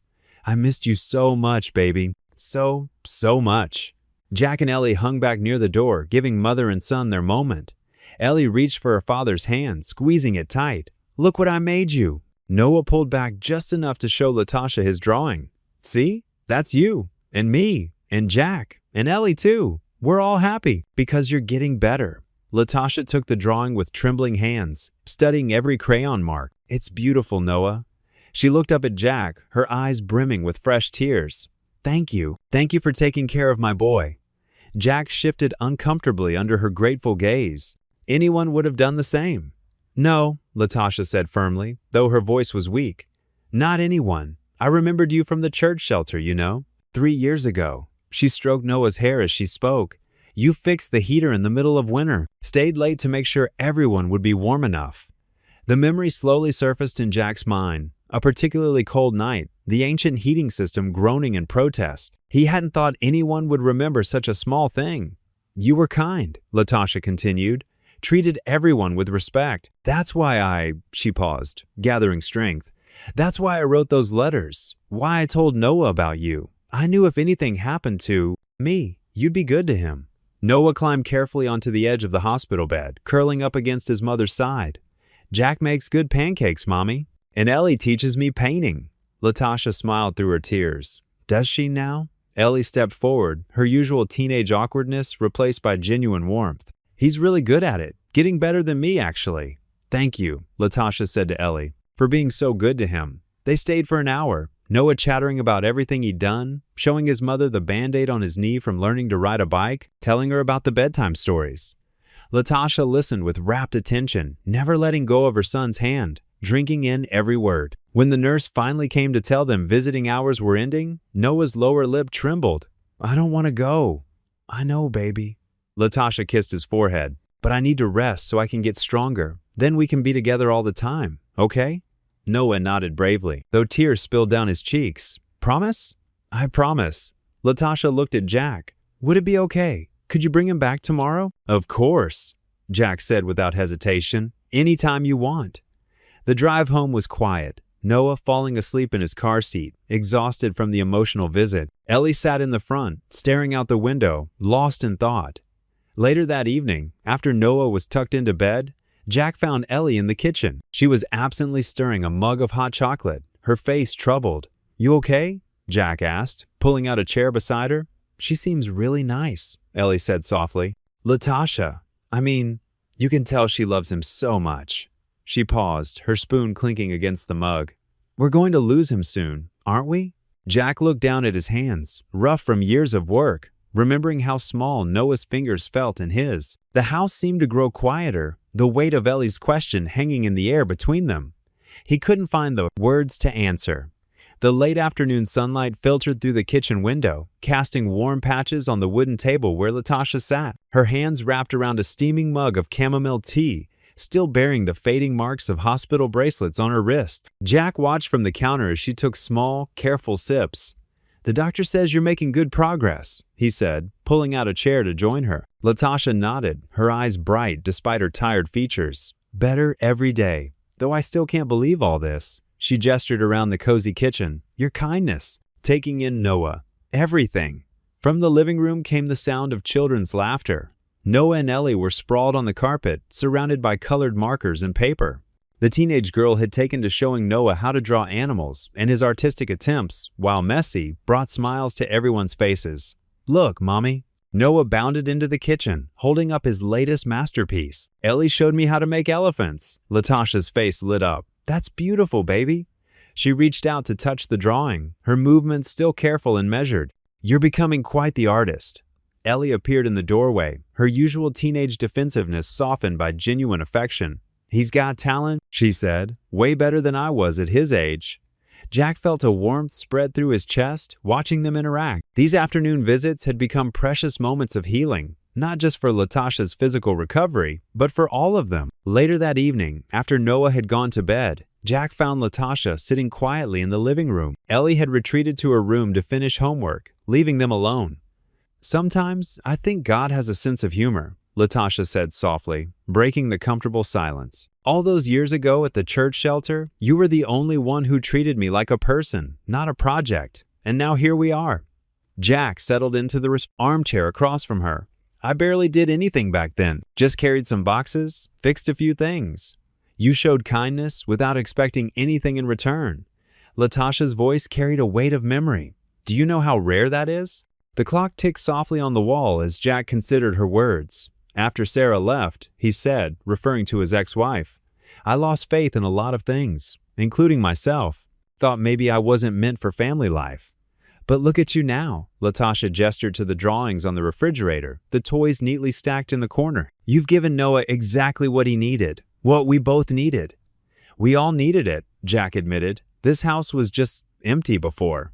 Ellie was drifting away from me. I was just going through the motions." They shared stories as the evening deepened, about faith lost and found, about mistakes and regrets, about the strange ways life could surprise you. Latasha spoke of her struggles with homelessness, of protecting Noah, of never losing hope despite everything. Jack talked about his failed marriage, his distance from God, and how a mysterious inheritance had changed everything. The next afternoon, Ellie surprised everyone by baking cookies. The kitchen filled with the warm scent of vanilla and chocolate as she showed Noah how to properly space the dough on the baking sheet. "My mom used to bake," Latasha said quietly to Jack as they watched from the doorway. "Before everything fell apart, I always wanted to learn, but it's never too late," Jack replied. "Ellie's become quite the baker. She could teach you too." Latasha's eyes welled with tears. "You've all been so good to us. I don't know how to repay." "Don't," Jack interrupted gently. "That's not what this is about." Days passed, and Latasha's strength gradually returned. She began taking short walks around the yard, often with Jack beside her for support. During one such walk, she stopped to admire the small garden Ellie had started. "I've been praying again," she confessed. "For the first time in years, being here, seeing how God brought us to this place. It's hard not to believe in miracles."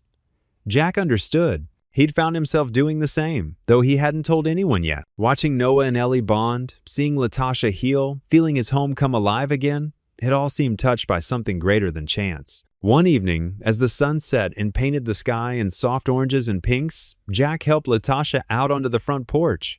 She'd been feeling stronger, but still needed assistance with steps. His hand supported her elbow as she carefully lowered herself into one of the old wooden chairs.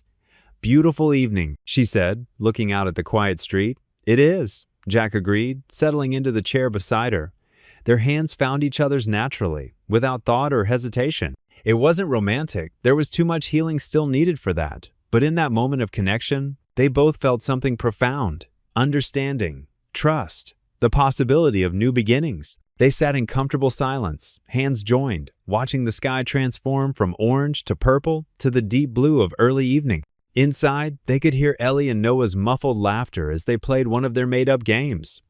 The sound drifted out to the porch like a gentle reminder of all the unexpected gifts life could bring. The doorbell rang just as Jack was helping Noah button up his dinosaur pajamas. The 5-year-old giggled as Jack pretended to nibble his tummy, making growling noises that matched the T-Rex on his PJs. Who could that be at this hour? Ellie called from the kitchen, where she was cleaning up after their spaghetti dinner. Latasha, who had been resting on the couch, sat up straighter, her face showing concern. Jack ruffled Noah's hair. "Stay here, buddy. Let me check." Through the front window, Jack spotted 2 people standing on his porch, a woman in a navy blazer holding a clipboard and a police officer. His stomach dropped. He'd seen enough CPS visits in his life to recognize one. Opening the door, Jack maintained a calm demeanor despite his racing heart. "Can I help you?" "Mr. Harmon?" The woman adjusted her glasses. "I'm Sandra Martinez from Child Protective Services, and this is Officer Thompson. We need to speak with you regarding some serious allegations." Jack's throat went dry. "Of course, please come in." As they entered the living room, Latasha struggled to stand, but Jack gestured for her to stay seated. Ellie appeared in the doorway, her dish towel still in hand. "We received a concerning report from one of your neighbors, Miss." Martinez began, her voice professional but stern. "They've observed unusual activity, specifically an unrelated minor child and a single woman living in your home without proper documentation or apparent oversight." Jack's face flushed with anger, but he kept his voice steady. "Noah is here under temporary guardianship granted by Judge Peterson. His mother, Latasha, is recovering from a serious accident. Everything is documented." "May I see those documents, Miss?" Martinez asked. While Jack retrieved the paperwork from his office, he could hear Noah's little feet padding down the hallway, despite being told to stay put. "Daddy?" Noah's small voice carried across the room. "Why are there police here?" Officer Thompson's hand instinctively moved to rest on his belt, causing Jack's heart to skip a beat. It's okay, Noah. These people just need to ask some questions. Miss Martinez reviewed the guardianship papers, her frown deepening. These are temporary orders, Mr. Harmon, and according to our records, there have been no home studies or background checks performed. The neighbor also expressed concerns about inappropriate relationships. Inappropriate? Latasha spoke up, her voice trembling with indignation. Jack has been nothing but a blessing to us. He's given us shelter when we had nowhere else to go. Ma'am, please understand, we have to investigate all reports, Miss Martinez said, especially when they involve potential exploitation of vulnerable individuals. Jack felt his chest tighten. Exploitation? I'm trying to help a child and his mother get back on their feet. What exactly are you implying? The report suggested racial motivations might be at play. Officer Thompson interjected, his tone making Jack's blood boil. Ellie stepped forward, her voice shaking. That's ridiculous. Noah is family to us. We love him. Nevertheless, Miss Cloting, Martinez continued, given the severity of the allegations and the lack of proper vetting, we'll need to temporarily remove Noah until a full investigation can be completed. No, Noah ran to Jack, wrapping his arms around his legs. I want to stay with Daddy. Latasha tried to stand again, tears streaming down her face. Please, you can't take him. Jack is the only person I trust with my son. Ma'am, you're currently not in a position to make custody decisions, Miss Martinez stated firmly. Your medical condition and housing situation make you temporarily unfit. Jack knelt down to Noah's level, fighting to keep his voice steady. Noah, buddy, look at me. These people need to make sure you're safe. It's just for a little while. But I am safe. Noah's bottom lip quivered. You promised you wouldn't leave me. Officer Thompson stepped forward. We need to move this along. Miss Martinez pulled out some forms. Mr. Harmon, please sign these acknowledging temporary surrender of custody. Jack's hand shook as he signed the papers, each stroke of the pen feeling like a betrayal. Ellie had run to Noah's room to pack a small bag, returning with his favorite stuffed elephant and some clothes. Time to go, Noah, Miss Martinez said, reaching for his hand. Noah backed away, clinging to Jack's shirt. No, please. I'll be good. I promise. Jack felt his heart shattering as Officer Thompson moved to separate them. Noah's small fingers clutched desperately at Jack's clothes. Don't let them take me, Daddy! Noah screamed, his voice raw with fear and confusion. Daddy, please! Jack couldn't hold back his tears as Noah was carried away, his little arms reaching out, face red and streaked with tears. The door closed behind them, but Noah's screams still echoed through the house. Jack's legs gave out, and he crumpled to the floor. Ellie rushed to him, wrapping her arms around his shoulders as he sobbed. Latasha covered her face with her hands, her body shaking with grief. I promised him, Jack choked out between sobs. I promised I wouldn't let him go. The empty house seemed to mock them with its silence, broken only by their shared weeping and the lingering echoes of Noah's desperate pleas. The house felt like a tomb. Every creak of the floorboards echoed through empty rooms that, just hours ago, had rung with Noah's laughter. Jack sat on the front porch, his calloused hands trembling as they held Noah's last drawing, a crayon masterpiece of 4 stick figures holding hands under a bright yellow sun. My family was scrawled across the top in wobbly letters. Behind him, a door slammed. The sound made him flinch. Ellie had been in her room since the social workers left, her muffled sobs carrying through the thin walls. He wanted to comfort her, but what could he say? He'd failed. Failed to protect the little boy who'd trusted him. Failed his daughter, who'd finally opened her heart again. The screen door creaked, and soft footsteps approached. Latasha emerged, her hospital bag clutched tight against her chest. Her face was drawn, eyes red-rimmed from crying. I should go, she whispered, her voice rough. This is all my fault, if I hadn't. Don't, Jack interrupted, his own voice barely holding steady. Please don't blame yourself. But it's true. Latasha sank onto the step beside him, careful to maintain distance. If I hadn't left him in that storage unit, if I'd found another way. Her shoulders shook. I brought this chaos into your lives. Jack stared at the drawing in his hands. You brought hope into our lives, he corrected softly. Noah did that. You did that. A car drove by slowly, and both of them tensed, remembering how the neighbor had watched them earlier, phone in hand, judgment in her eyes. The same neighbor who'd called CPS with her, concerns about their unusual living arrangement. I keep hearing him crying, Latasha admitted, pulling her sweater tighter around her shoulders.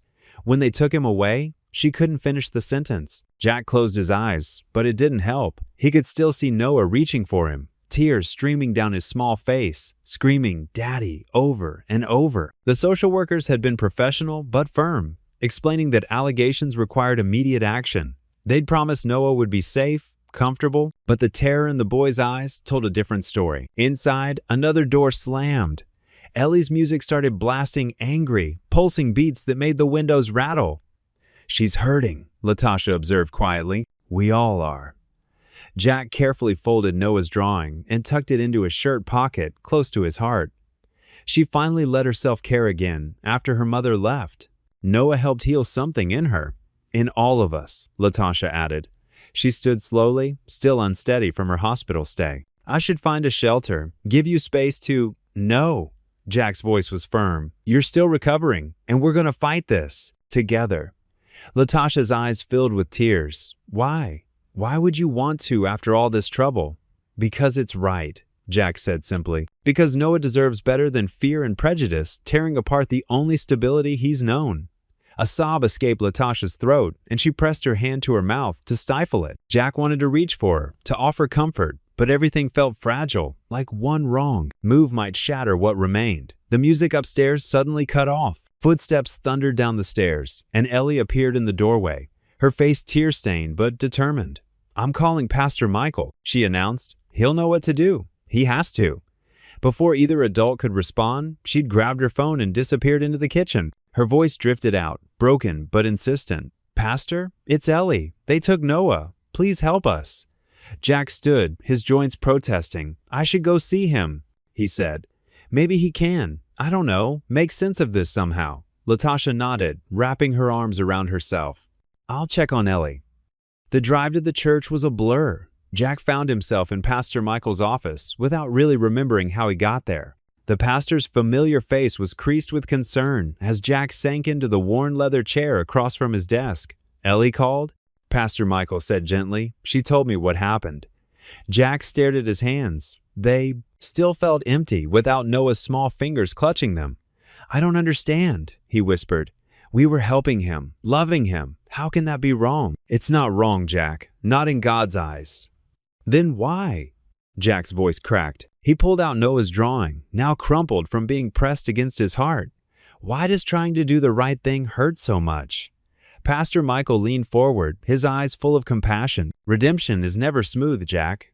It wasn't smooth for Joseph when his brothers sold him into slavery. It wasn't smooth for Ruth when she left everything to follow Naomi. And it wasn't smooth for Christ on the cross. But Noah's just a child," Jack protested. "He's innocent in all this." "Yes, he is," Pastor Michael agreed. "And that's exactly why this fight matters. That's exactly why God put him in your path." The truth of those words settled heavy in Jack's chest, mixing with the ache that had taken root there since watching Noah being driven away. He smoothed out the drawing on the pastor's desk. 4 figures, holding hands, united under a bright sun. A family, his family. Ellie sat cross-legged on her bed, her laptop balanced precariously on a pillow. The soft glow from her desk lamp cast shadows on the walls as she stared at the blank document before her. Her fingers hovered over the keyboard, trembling slightly. "Someone has to tell the truth," she whispered to herself. Wiping away fresh tears with the sleeve of her oversized sweatshirt, she began typing, "Dear editor, my name is Ellie Harmon. I'm 15 years old, and I want to tell you about my little brother Noah." She paused, considering the word brother. It felt right, even if it wasn't technically true. The words started flowing faster now, her fingers racing to keep up with her thoughts. 3 weeks ago, my dad found a little boy in an old storage unit. That might sound strange, but what happened next was beautiful. Noah became part of our family. He filled our house with laughter and love. He made my dad smile again for the first time since Mom left. He made me remember what it feels like to have someone look up to you. Ellie reached for the stack of photos on her nightstand. She'd taken dozens with her phone over the past weeks. Noah and her dad reading bedtime stories, Noah showing off his first bike ride, the 3 of them covered in pancake batter one Sunday morning. She attached them to the email, her hands steady now. Noah's mom, Latasha, was in the hospital after an accident. She trusted my dad to take care of Noah because she remembered his kindness from years ago. When she got better, she didn't try to take Noah away. Instead, we all started becoming something more, a real family. She pulled Noah's drawings from her desk drawer. The crayon masterpieces showed their evolving family. First 3 stick figures, then 4, all holding hands under bright suns and rainbow skies. She carefully photographed each one. But yesterday, someone decided our family was wrong. They called Child Protective Services because they didn't like seeing a white man caring for a black child. They didn't bother to learn our story. They didn't see how Noah's face lit up when Dad taught him to ride a bike, or how Latasha and I spent hours painting together while Noah told us stories about dragons and superheroes. Tears splashed onto her keyboard. Ellie wiped them away, determined to finish. The social workers came and took Noah away. They didn't care that he was happy and safe. They didn't listen when he screamed for my dad, his dad. They just saw what they wanted to see. She added quotes from Noah's time with them. "Can we stay forever?" And "I love you, Daddy." And "Ellie, you're the best big sister ever." Each memory felt like a precious gem she was sharing with the world. Noah isn't just some case number. He's a little boy who loves dinosaur-shaped chicken nuggets and can't sleep without his blue teddy bear. He's the kid who helped me paint clouds on my bedroom ceiling, and who always saves the red gummy bears for Dad because they're his favorite. Ellie included a photo of Latasha's first dinner at their house. Everyone crowded around the kitchen table, faces glowing with happiness. She remembered how Noah had insisted on sitting between her and Dad, while Latasha watched them all with grateful tears in her eyes. Our family might not look like other families, but love doesn't care about that. Noah taught us that. He showed us how to be brave enough to open our hearts again. She attached the final photo, the one she'd taken just yesterday morning, before everything fell apart. Noah was sitting on Dad's shoulders, both of them laughing, as Latasha and Ellie made funny faces at them. "Please help us tell our story. Help us bring Noah home. Help people understand that family isn't about matching skin colors or having the same blood. It's about love, trust, and choosing each other every day." Ellie signed her name and added her phone number and email address. Her finger hovered over the send button as doubt crept in. What if no one cared? What if this made things worse? Then she remembered Noah's face as they took him away, his small hands reaching for Dad, his tears, his confusion. She hit send. The next morning, her phone buzzed with a text from an unknown number. It was a link to the newspaper's website. There it was, front and center. "Love knows no bounds," a teenager's plea for her brother. They had published every word, every photo. By lunchtime, the story had been shared thousands of times. Her phone kept buzzing with notifications as people from across the country responded to the article. Support poured in through social media. "This is what real family looks like. Number bring Noah home. Love makes a family. Standing with the Harmons." Who do we call? How can we help? Local news stations picked up the story. National blogs shared it. People began changing their profile pictures to a photo of Noah's family drawing. Ellie sat on her bed, overwhelmed by the response. Her inbox filled with messages from other families, sharing similar stories, offering legal help, sending prayers and support. The hashtag number Bring Noah Home trended on social media. A soft knock interrupted her thoughts. Dad stood in the doorway, his eyes red but hopeful. "Ellie?" he said softly, holding up his phone with the article displayed. "Did you do this?" She nodded, suddenly uncertain. "Are you mad?" Instead of answering, he crossed the room and pulled her into a tight hug. "You're amazing," he whispered into her hair. "Thank you for fighting for our family." Her phone buzzed again. Another message of support, another share, another voice joining the chorus demanding justice and understanding. The truth of their story was spreading, carried on waves of compassion and hope, reaching people who understood that love didn't fit into neat categories or conventional boxes.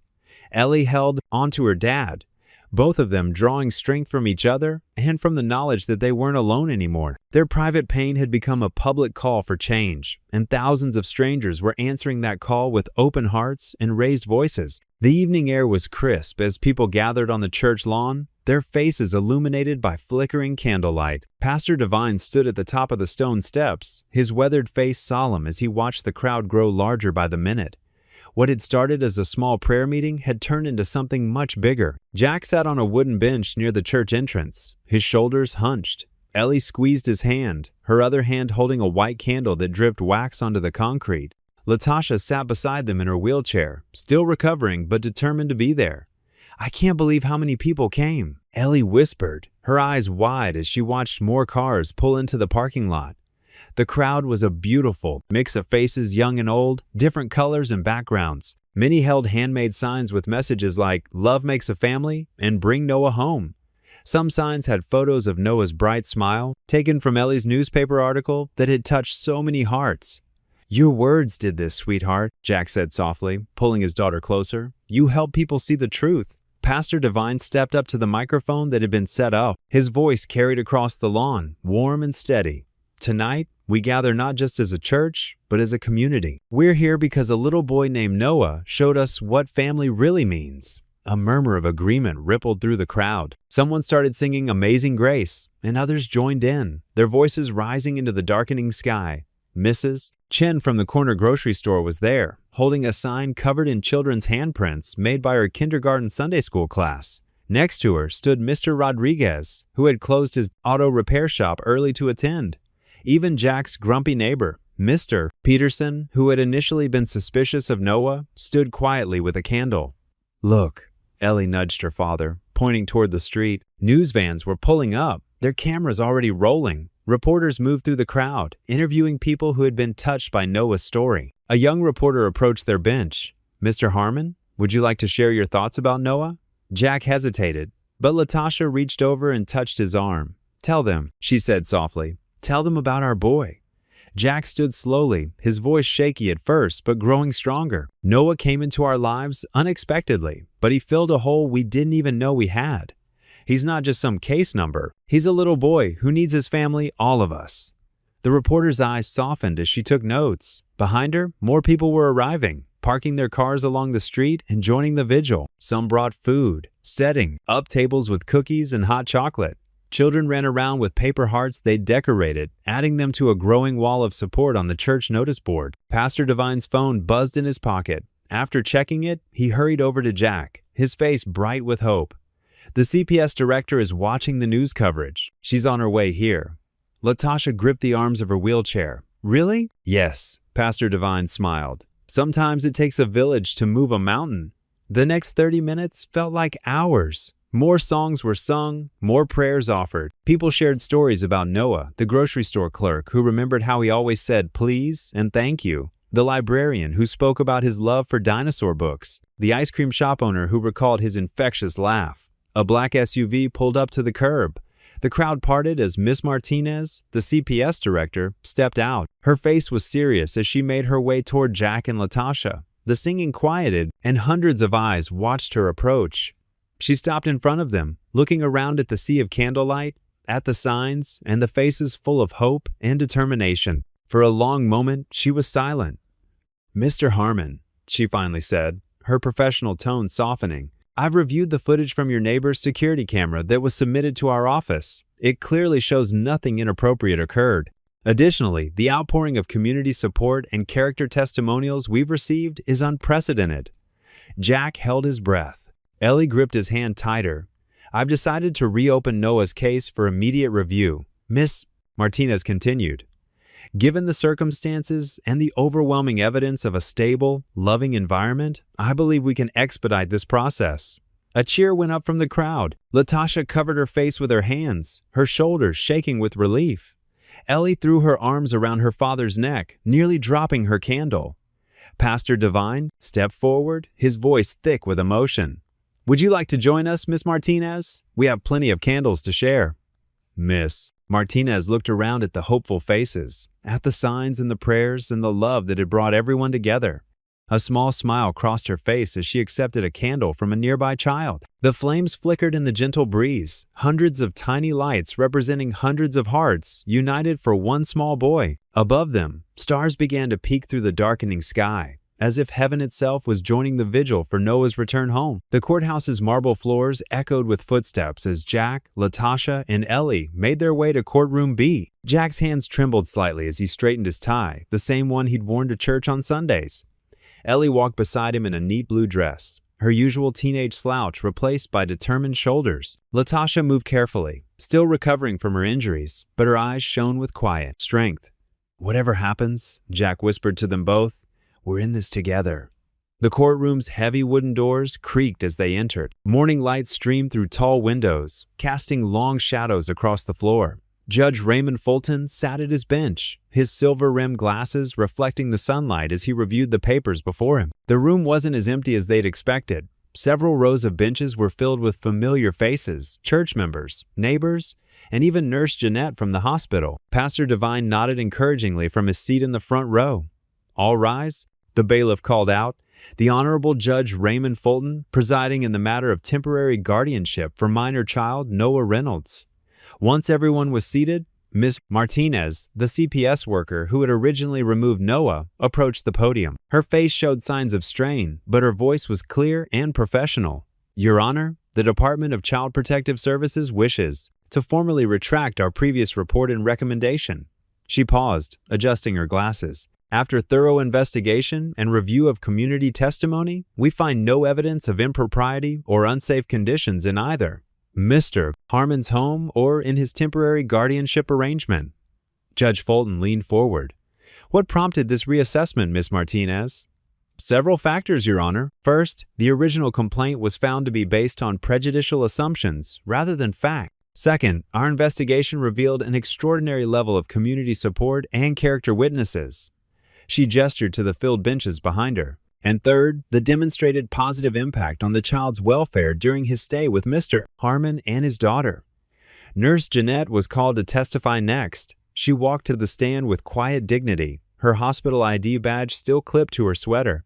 "I've been caring for Miss Reynolds since her admission," she began, her voice gentle but firm.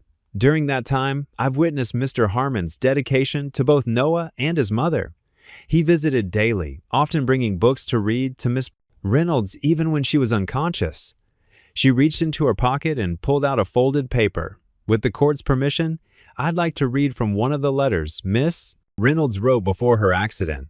Judge Fulton nodded, and Jeanette unfolded the paper carefully. "Dear Jack," she read, "you won't remember me, but 5 years ago, you showed kindness to a scared pregnant woman at the church food bank. You gave me your lunch that day, saying someone else needed it more than you did. You didn't know it then, but that simple act gave me hope when I had none. That's why I knew, if anything happened to me, you were someone I could trust with my son."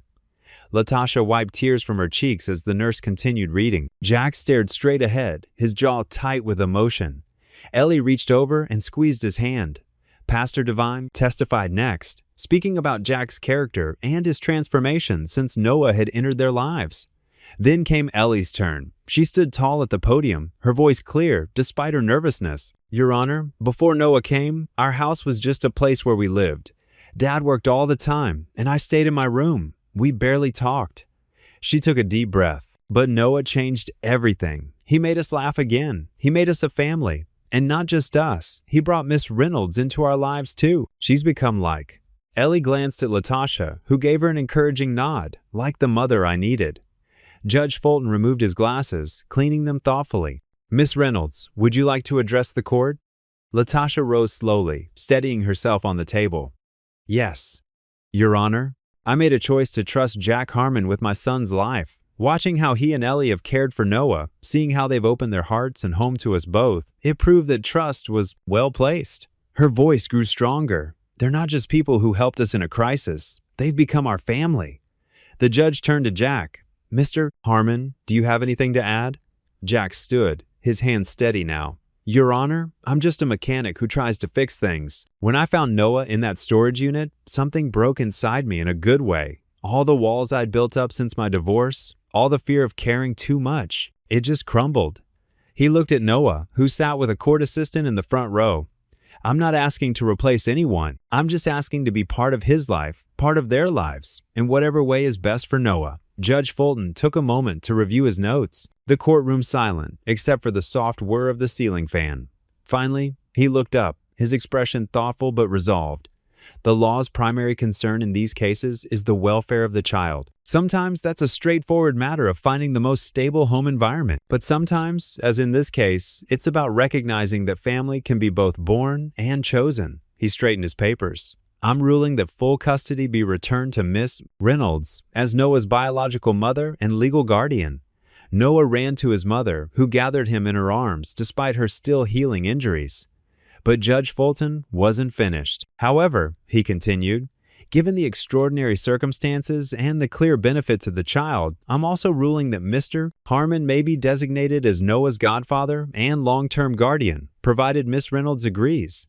This would give him legal standing to remain involved in Noah's life and provide support to Miss Reynolds in raising him. The evening sun painted long shadows across Jack's living room as they sat together, emotionally drained but relieved after the day's events in court. The familiar scent of jasmine drifted through the open windows, carried by a gentle breeze that stirred the curtains. Ellie had made her special chamomile tea, and 3 steaming mugs sat on the coffee table, wisps of steam dancing in the golden light. Latasha sat in Jack's old armchair, her hands wrapped around her warm mug. She looked different now, stronger, more settled, even though her injuries were still healing. The bruises from the accident had faded to yellowish marks, like watercolor paintings on her skin. "I've been doing a lot of thinking," Latasha began, her voice soft but steady. She glanced at the family photos on the wall, new ones now, showing Noah's bright smile alongside Jack and Ellie. "About Noah, about our future." Jack leaned forward on the couch, his weathered hands clasped together. The day's tie hung loose around his neck, forgotten in the emotional aftermath of the hearing. "Whatever you need, Latasha, you know that." "I do know that," she smiled, taking a careful sip of tea. "That's exactly why I've made this decision." She set her mug down and looked directly at Jack. "I want you to help me raise Noah officially as his co-guardian." The words hung in the air for a moment. Ellie, who had been curled up in the corner of the couch, straightened suddenly. "You mean Jack started?" his voice catching. "I mean, I want to make this permanent," Latasha continued, her eyes growing misty.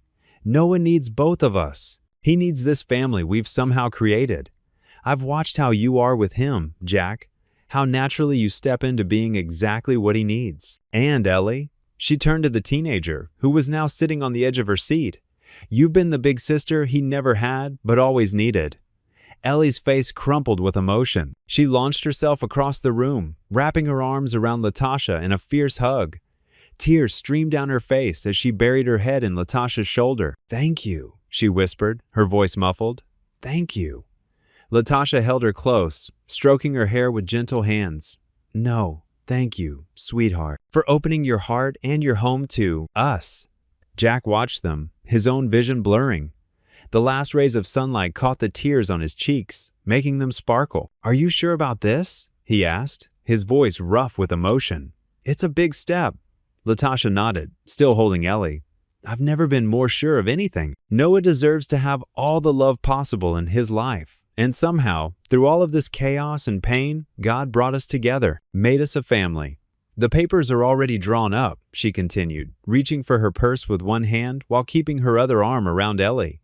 "My lawyer helped me prepare everything. Joint legal guardianship, shared decision-making rights, everything official and proper." She pulled out a manila envelope and held it out to Jack. His hands trembled slightly as he took it, opening it carefully to reveal the formal documents inside. "You don't have to decide right now," Latasha assured him. "Take time to think about it." But Jack was already shaking his head, a smile breaking through his tears. "I don't need time. I knew from the moment Noah asked if I was his daddy that I'd do anything to protect him, to be there for him."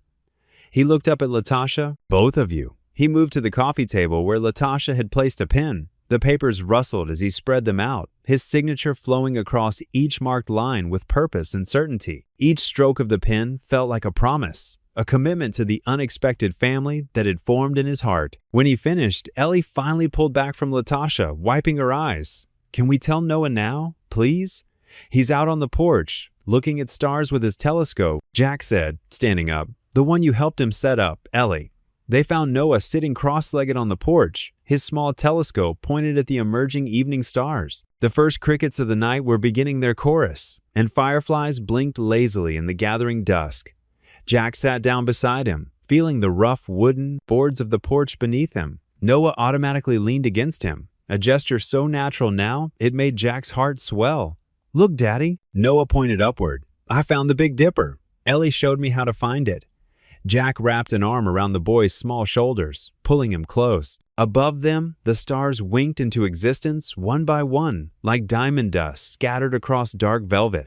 Noah's warmth against his side felt right, felt like home. "We're a team now, Daddy," Noah whispered, still gazing at the stars. The words floated up into the night air, simple and profound, sealing the promise of the signed papers that lay on the coffee table inside. Behind them, through the screen door, Jack could hear Latasha and Ellie's soft conversation, could feel the bonds of their unconventional family strengthening with each passing moment. But right now, in this perfect moment under the stars, he simply held his son close and watched the heavens unfold above them. The autumn breeze rustled through the trees as Jack hammered the last nail into the newly built shelf unit. The community center's storage room was finally getting the organizing system it desperately needed. Nearby, Ellie arranged donated clothes by size, her hands moving with practiced efficiency. "Dad, look what Noah made for the bulletin board," Ellie called out, holding up a colorful drawing. The 5-year-old had captured their weekly food drive in his signature crayon-style stick figures with huge smiles passing out boxes of groceries. Jack stepped back to admire his handiwork and smiled at the drawing. "That's going right in the center spot, kiddo." The door swung open, and Latasha walked in carrying a stack of flyers. Her limp was barely noticeable now, months of physical therapy having worked wonders. "The printer said we can have these at half price if we mention them in our newsletter." "Perfect timing," Jack said, wiping his hands on his jeans. "The new storage system is ready for all those donations you keep bringing in." Latasha's eyes sparkled with pride as she surveyed the room. Gone were the days of cardboard boxes and chaos. Now, neat shelves lined the walls, each section clearly labeled. "Remember when this was just a crazy idea we had over coffee? You mean when Noah kept asking why other kids didn't have warm coats?" Ellie chimed in, taping the drawing to the bulletin board. "And then Mom here wouldn't stop talking about it until we did something?" Latasha laughed, the sound warm and familiar in the small space. "Well, someone had to be persistent." Through the window, they could see Noah playing with other children in the center's small playground. The boy who had once hidden in a storage unit now led games of tag and shared his toys without hesitation. "The social worker called again," Latasha said, sorting through the flyers. "She wants to use our program as a model for other communities. Says we've helped more families in 6 months than most shelters. Due in a year." Jack nodded, remembering how it all started. After the custody hearing, they'd realized their story could help others. Latasha's experience with homelessness, combined with Jack's practical skills and Ellie's social media savvy, had created something special. The community center had become a beacon of hope, offering not just resources but dignity to families in need. "Miss Reynolds, Miss Reynolds," a small voice called from the doorway. Little Maria, one of their regular visitors, came running in with her mother following behind. "I got an A on my math test. The tutoring helped." Latasha knelt down to give the girl a high five. "That's wonderful. See? I told you you could do it." Jack watched as Latasha praised the child, her natural teaching ability shining through. She'd recently started taking online classes to finish her teaching degree, determined to turn her old dream into reality. The afternoon flew by in a blur of activity. Ellie led her teen volunteer group in, organizing the weekend's fundraiser, their enthusiasm filling the center with energy. Jack fixed a wobbly table and helped a father learn basic car maintenance in their small workshop area. Latasha moved between helping with homework and counseling mothers looking for work. "The decorations for tomorrow's fundraiser just arrived," Ellie announced later, carrying in boxes of fairy lights and streamers. "The whole neighborhood's talking about it. Even Mr. Peterson, you know, the grumpy one, he bought 2 tickets." "Well, would you look at that?" Jack said, checking his watch. "Speaking of the fundraiser, we better head home and get some rest. Tomorrow's going to be a big day." As they locked up the center, Noah ran to Jack, wrapping his arms around his legs. "Daddy, can we have pancakes for dinner?" "Only if your mom says it's okay," Jack replied, looking at Latasha with a grin. She shook her head with mock exasperation. "You two and your pancakes. What am I going to do with you?" The next evening, the community center glowed with strings of lights. Tables dotted the transformed space, each decorated with flowers donated by the local florist. The smell of good food filled the air as people from all walks of life mingled, sharing stories and laughter. Ellie, wearing a dress she'd picked out specially for the occasion, worked the room like a pro. She introduced donors to families who'd been helped by the program, her natural charm breaking down barriers that might have existed between different social circles. Noah, dressed in his fancy clothes as he called them, proudly showed off his artwork display to anyone who would look. His drawings told the story of their unusual family and the community they'd built through the innocent eyes of a child.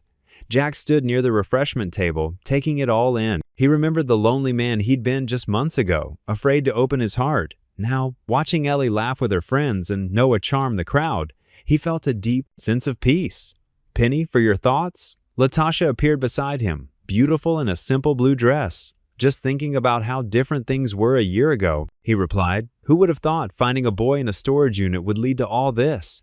The band, made up of local musicians who donated their time, started playing a slow song. The lights seemed to dim on their own, creating a gentle atmosphere. "Dance with me?" Latasha asked, holding out her hand. Jack hesitated for just a moment before taking it. "I'm not very good at this," he warned. "Neither am I," she laughed. "But I think we've proven we're pretty good at figuring things out together." They moved slowly to the music, surrounded by the community they'd helped build. Noah and Ellie were nearby, attempting their own silly dance moves. The room buzzed with conversation and joy, punctuated by bursts of laughter and the clink of glasses. As they swayed to the music, Jack caught glimpses of familiar faces. The nurse from the hospital who'd helped them find Latasha, the pastor who'd offered wisdom during dark times, the neighbors who'd stood by them during the custody battle. Each person represented a thread in the tapestry of their story. Snow drifted lazily past the farmhouse windows, coating the wooden fence posts in a pristine white blanket. Inside, warmth radiated from the crackling fireplace, and the scent of cinnamon and pine filled every corner. Jack stood at the kitchen counter, rolling out cookie dough while 10-year-old Noah perched on a stool nearby, practically vibrating with excitement. "When's Ellie coming home?" Noah asked for what felt like the 100th time that morning. His fingers drummed against the countertop, leaving little flower prints everywhere. Jack checked his watch and smiled. "Any minute now, buddy. The airport shuttle should be dropping her off soon." "I can't wait to show her my report card." Noah bounced on his seat. "And the treehouse? You helped me build." "Slow down there," Jack chuckled, ruffling Noah's curly hair. "Let her at least get through the door first." The past 5 years had brought changes that Jack could never have imagined. That day he opened the storage unit door. The little farmhouse, with its creaky stairs and weathered charm, had been a joint decision between him and Latasha. They'd pooled their resources, wanting to give Noah a real home, with a yard to play in and room to grow. The sound of tires crunching on gravel made Noah bolt from his stool. "She's here." Jack barely had time to wipe his hands on a dish towel before Noah yanked the front door open, letting in a blast of cold air. There stood Ellie, her cheeks pink from the cold, overnight bag slung over her shoulder. At 19, she'd grown into a confident young woman, but her eyes still held that same spark of mischief. Noah launched himself at his sister, nearly knocking her backward into the snow. "Whoa there! Squirt!" Ellie laughed, catching Tim in a tight hug. "Miss me much?" Jack stepped onto the porch, wrapping both his children in a warm embrace. "Welcome home, sweetheart." "The place looks amazing, Dad," Ellie said, taking in the twinkling lights strung along the porch railings and the handmade wreath on the door. Very Hallmark movie. Inside, the living room had been transformed into a Christmas wonderland. A tall pine tree stood in the corner, decorated with a mix of store-bought ornaments and handcrafted treasures from Noah's elementary school years. Paper chains and popcorn strings zigzagged across the ceiling, and stockings hung from the mantel, one for each family member, including Latasha's. "Mom's coming for dinner, right?" Ellie asked, settling onto the worn leather couch. She'd started calling Latasha Mom about 2 years ago, a natural progression that had brought tears to everyone's eyes. "She'll be here after her shift at the clinic," Jack confirmed. "She's bringing that sweet potato casserole you love." Noah wedged himself between them, clutching a thick folder. "Look what I made in art class, Elle." He proudly displayed a series of watercolor paintings, each signed with careful attention to detail. "These are incredible," Ellie exclaimed, examining each one. "You're getting really good, buddy. Maybe you'll be a famous artist someday." "Like you?" Noah beamed. Ellie's art major had inspired him to take his own creative talents seriously. The afternoon passed in a warm blur of cookie baking, story sharing, and carol singing. Noah insisted on showing Ellie every new addition to the house, from the reading nook under the stairs to the vegetable garden out back, now dormant under its winter blanket. As dusk approached, Latasha arrived, bringing not only the promised casserole, but also an armful of carefully wrapped presents. Her medical scrubs were hidden under a festive sweater, and her smile lit up the room. "My babies," she said, embracing Ellie and Noah at once. All together, again. They gathered around the old oak dining table, passing dishes and sharing laughs. The farmhouse kitchen, with its exposed beams and rustic charm, seemed to glow with contentment. Jack looked around at his unlikely family, his college daughter home for break, his son who came to him through a miracle, and Latasha, who had become so much more than just Noah's mother. After dinner, they all helped with the dishes, falling into their old routine as if Ellie had never left for college. Noah insisted on making hot chocolate the special way, carefully measuring out the cocoa powder and adding tiny marshmallows in the shape of smiling faces. As evening settled in, they gathered in the living room to open one gift each, their Christmas Eve tradition. Noah could barely contain himself as he handed out carefully wrapped packages to everyone. "Open mine first," he insisted, watching eagerly as each person revealed their gift. For Jack, there was a handmade photo frame decorated, with painted tools and hearts. Inside was a picture of all of them at Noah's last birthday party. For Ellie, a set of professional art pencils he'd saved his allowance to buy. And for Latasha, a ceramic jewelry dish he'd made in art class, painted in her favorite colors. When bedtime finally came, Noah protested as always, but his yawns betrayed his exhaustion. Jack followed him upstairs to his room, which still bore traces of the little boy who'd first entered their lives, though now model airplanes and science projects shared space with the stuffed animals. Noah climbed into bed, his eyes heavy but still sparkling with joy. "This is the best Christmas ever," he said, snuggling under his quilted cover. Jack sat on the edge of the bed, smoothing back Noah's curls. He leaned down and pressed a gentle kiss to his son's forehead, whispering, "Because we found each other." The old grandfather clock in the hallway chimed 11 as Jack settled into his favorite armchair by the fireplace.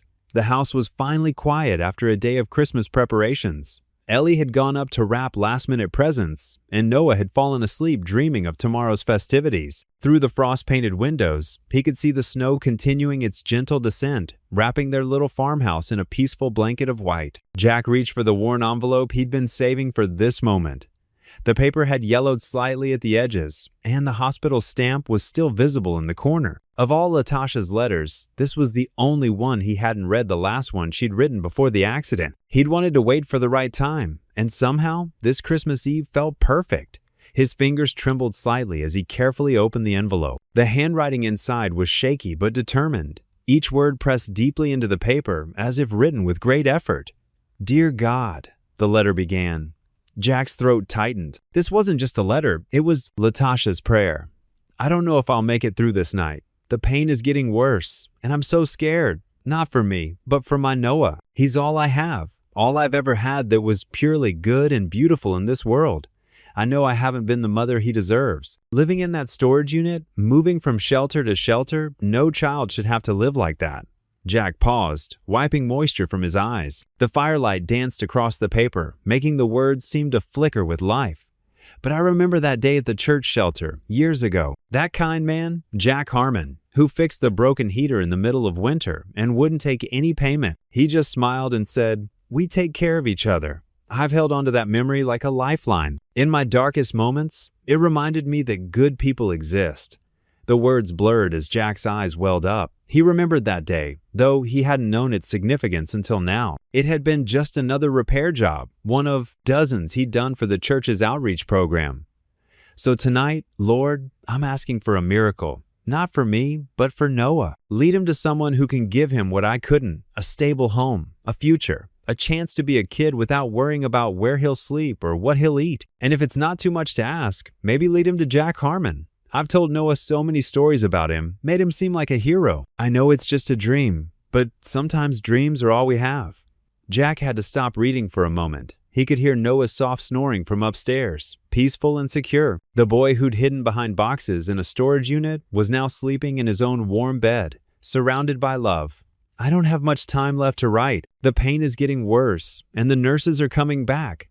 So this is my final prayer. Please protect my boy. Let him know joy. Let him know love. Let him know he was worth every sacrifice, every hard day, every moment of struggle. And someday, let him understand that sometimes the biggest miracles come disguised as ordinary people doing extraordinary things." The letter ended with a shaky signature. Latasha Reynolds, Noah's mom. Jack sat quietly for a long time, holding the letter close to his heart. Through the living room window, he could see the Christmas lights twinkling on their front porch, reflecting off the falling snow. Each tiny light seemed to represent a small miracle that had led them here. Uncle Roy's storage unit, Noah's brave emergence from behind those boxes, Ellie's newspaper article, the community's support, and Latasha's remarkable recovery. From the bookshelf, he retrieved a leather-bound scrapbook labeled How We Became a Family. Inside were photographs, newspaper clippings, Noah's drawings, and all of Latasha's letters except this one. He carefully added the prayer to the final page, smoothing it gently. As he closed the book, his gaze drifted to the window. The farmhouse glowed warmly against the snowy night, its windows casting squares of golden light onto the fresh powder. Like a beacon of love, it stood as testament to the power of compassion, faith, and second chances. The sound of footsteps on the stairs made him turn. It was Latasha, wearing the fuzzy robe Ellie had given her last Christmas. She smiled when she saw the scrapbook in his hands. "I've been looking for that last letter," she said softly, settling onto the arm of his chair. "I wasn't sure I wanted to share it. It was written in such a dark moment." Jack took her hand, his thumb gently rubbing over her wedding ring. "It was written in faith," he corrected, "and look what that faith built." Together, they gazed out at their glowing home, a sanctuary of love that had grown from the simplest acts of kindness, a fixed heater, a storage unit inheritance, and the courage to open their hearts to unexpected miracles. What would you do if you were in their place? Comment your answer below, and let's see how you'd rewrite the ending. If you enjoyed the story of Jack Harmon, I handpicked the next story that you will enjoy. Please don't miss this one. Click here to watch it.